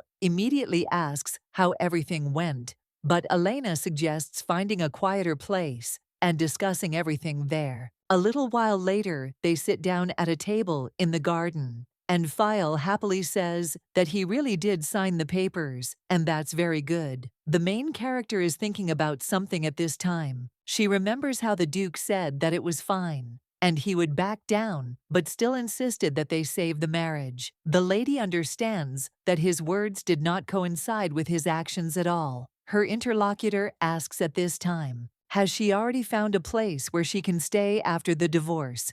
Because he would be happy if they rented a good estate on the outskirts of the capital. Well, the girl replies that no, and everything is fine, because Elena has her own mansion. The girl also says that she refuses, not because she doesn't like him, but the guy says that everything is fine, and asks when she plans to leave. Elena replies that she won't go. There's no point in wasting time, so tomorrow she won't be there. And she also thinks that today she will look at Arian's house for the last time. That same evening, the maid quickly collects all of the mistress's things and says that she will need all of this, but she also needs a spare dress. The girl looks at her reflection and understands that most likely Elena did not want to get divorced, even despite everything that happened. But even though her will is important to her, she is not her, and it is difficult for her to live the same life. The lady realizes that she will continue to act as Psyian when she leaves the Duke's house, after which the main character rises from her seat and apologizes to the maid for making her work at such a time, and also asks if she can help her. The maid is a little surprised by this and says that it is not at all, after which she wonders if the lady will take her with her. She also asks to be allowed to work in her new house and hoped that the lady was not looking for a replacement for her and simply wanted to continue looking after her. The main character immediately hugs the maid and claims that even though her married life was far from calm, thanks to her, she had to worry much less. Elena also says that without her, she is like without hands. So of course the maid goes with her. The girl then happily asks if the mistress is joking, and she will never and under no circumstances leave her. The next morning, Ruby wakes up and wonders what that noise is. When he looks out, one of the maids says that it is so sad to watch her leave them. As it turned out, this woman was not so bad. And her interlocutor replies that yes, thanks to her, they received their salary on the dot, and from Adam, she was very punctual. Another lady says that, to be honest, she was much less picky than Lady Psyian, and they wonder if their master will be able to find another mistress of the estate. Whoever it is, she will have to try very hard to match the level of the previous mistress. The boy immediately screams out what they are saying, after which he immediately runs after one of the maids and screams for her to wait and also explain what they just talked about. The woman asks her to understand, but claims that the boy's father strictly forbade her to tell him about this. At this time, the young man asks if he should then tell his dad that they are discussing a forbidden topic anyway, and then the maid doesn't even know what to answer and also tells the young gentleman that she doesn't even know how to say it. But the gentleman divorced the lady. When the boy runs to the window, he sees his mother leaving and is shocked. The young man understands that he knew that his mother had deceived his father into marrying him. But even so, he had a strong sympathy for her. The woman said that it doesn't matter what the boy's attitude is towards him, because she understands everything, and if he wants, he can call her mom. She also said that the boy shouldn't force himself to spend the whole day in bed, because that way he will never cope with the illness. He really liked that his mother was so worried about him, even though she showed the opposite. The young man also asked if the candies were under the pillow, thanks to her, and Elena only turned around embarrassedly and claimed that they were not the boy, then asked if he could hold her hand. And the woman answered that it was not important to her, so he could do as he wanted. Mommy said that she didn't care at all, but she didn't leave him. And the young man thought how everything came to this, after which he ran out into the street and screamed at his mommy. The main character notices the boy, and he understands that he doesn't want to lose her again, so he screams, asking her not to leave him. The boy also asks her why she didn't tell him anything. The main character at this time sadly turns to the young man and says that his father decided that it would be easier for him this way, and he wanted to tell him about everything later in order to spare him the pain. But Ruby screams that he would have found out about it anyway. The girl at this time tells the guy to go back to bed because it's cold in just pajamas, after which she heads to the carriage and then leaves altogether. The Duke watches all this from the window, after which he sighs and realizes that he needs to get back to work.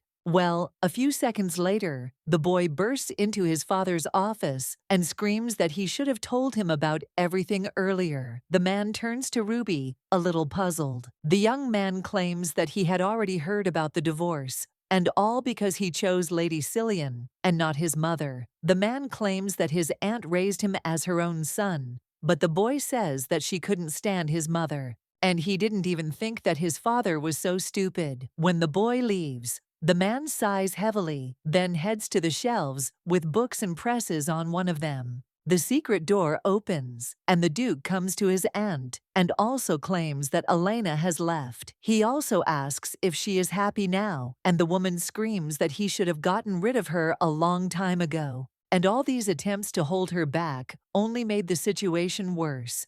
The blonde claims that he simply hoped that she would give him a chance, and understands that it was not only his aunt who was to blame for what happened. One day, the lady silently followed the Duke, but at that very moment the guy turned around, and he asked if it was enough to hang around after him, because he didn't want to see her there in the mornings, so let the lady choose another time for a walk. The Duke understands that he too was very cruel to her, after which he remembers the girl's words about him, confessing that saving her life, it was almost the most insignificant of his concerns among all the others. The guy understands that he really thought so, because he had thoughts that she deserved all this for playing with his son's life.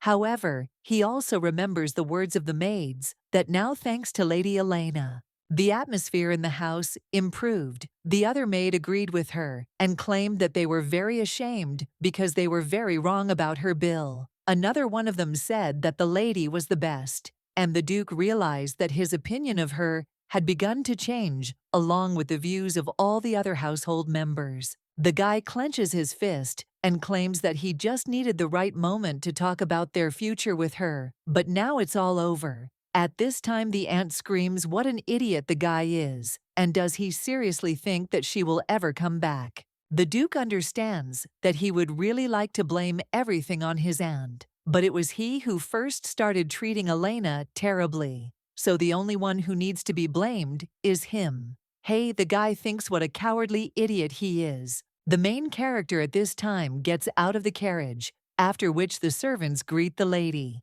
welcome back, and also say that they are so glad to see her, Elena, that I have such a strange feeling, because she does not know them, but thanks to the memories, it seems to her that they are familiar. The maid at this time says that the lady is probably exhausted by the journey home, so they prepared a bath, and the cook claims that most likely the lady is also exhausted from hunger, so let her just say what to cook for her, and he will do everything. At that moment, these two exchange glances. The man immediately screams why the lady would take a bath before dinner, and the woman asks how she can even mention food when she is so tired. The main character at this time claims that she likes both proposals, but suggests having dinner first. After all, she got hungry on the way there. The services are surprised by this and claim that her speech has changed and her face looks completely different. The main character then looks at them a little puzzled and understands that she needs to be careful because Elena spent a lot of time with these people and they were more attentive to her than the Duke's servants.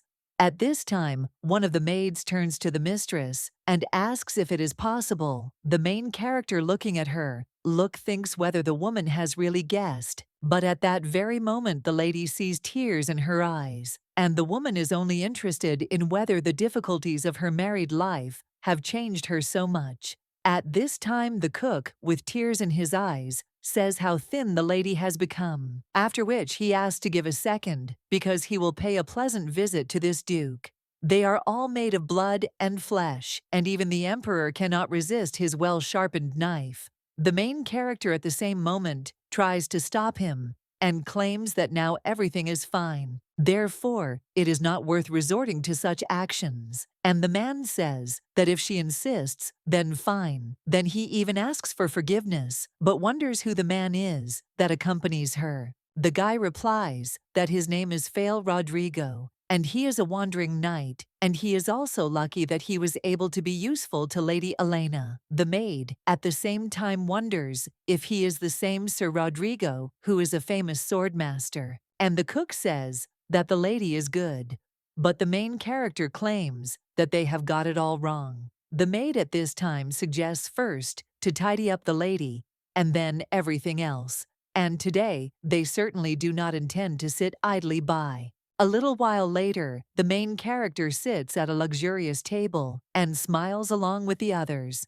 The next day, Fail left the mansion, and although the divorce papers were filed, they were still not approved by the emperor, so Fail did not want various gossips to spread. Even though he wanted to stay, most of all, they would meet soon anyway, and people understand that he helped her smooth out all the rough edges that could prevent a divorce, so she is very grateful to him. When the lady goes down the corridor, one of the maids immediately turns to the lady. She also claims that the lady does not even imagine. But the Duke arrived there. The girl then asks in shock what she is talking about. Sometime later, the main character asks what is going on there, and the Duke claims that Ruby did not stop asking about what happened. His temperature started to rise, but he refused to see a doctor, and the man asks if she could help. The main character sees the boy in a terrible state and then lays him down on the bed. The Duke claims that he will wait outside in the carriage, and the main character thinks what a poor boy he is, because at such an age he experiences so much pain. Elena uses divine powers, after which the young man opens his eyes. He also asks if it is his mother, and the main character wonders if he has woken up. The boy at this time turns to his mother and asks if she can return to them because he promises that he will become the best son in the world, and asks her to hate him. He also begs to be his mother, and the main character asks how she can hate him, and as long as he calls her his mother, he will always be her own son. Well, the young man screams that after the divorce, they will no longer consider her his mother. However, the main character says that his biological mother is still his mother, even though unfortunately she did not become hers, to which the young man agrees, and the girl says that the same will happen to them. Every time he misses her, let him come to visit without any hesitation. And the girl asks if they agreed on what the young man agrees to. A little while later, the butler turns to the gentleman and claims that his son is returning. The boy at this time runs up to his father, and he says that the guy is quite fast, and he also hopes that he was not in a hurry. The blonde also says that the young man looks much better and wonders if something happened in such a short time. The boy asks if this is true and claims that he thinks he feels much calmer now because his mommy is still his mommy. Then he tells his dad that they should go back, and the man says that it is true. Lord Pleon at this time says that even little Ruby, he managed to change in order to accept reality, but he still doesn't understand why it is so. The girl replies that it doesn't matter because she has no feelings left. The next day, one of the maids says what a shameless Duke is because he dragged his son there after the divorce.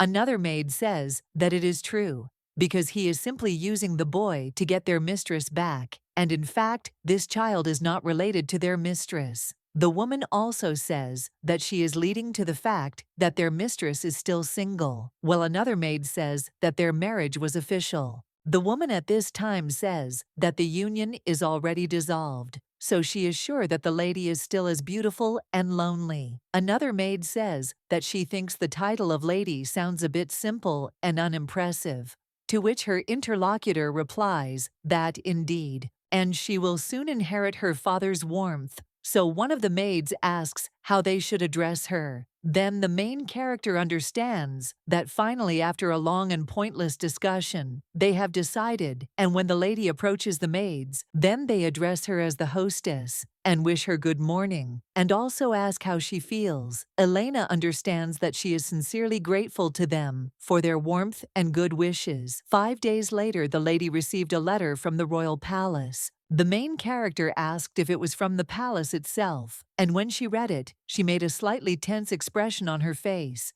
and the maid asked what it was, and if there was any bad news. The main character answered that the royal court had summoned her to appear before the emperor. The maid immediately screams, "Could this mean that the ruler will not approve of their decision to divorce?" Elena understands that if you think about it, then the marriage process and the divorce process are outside the jurisdiction of the ruler. However, he can contribute to the delay in processing the documents, and he retained these powers due to the fact that divorce among the aristocracy is accompanied by a change in power within the country. The girl also remembers how the Duke said that he would now retreat, but he still doesn't like the idea of a divorce. And now it dawns on her what he meant then. So the girl thinks what a scoundrel he is for stabbing her in the back so shamelessly. The maid immediately asks what they should do, and do they really have to go back to the Duke's estate?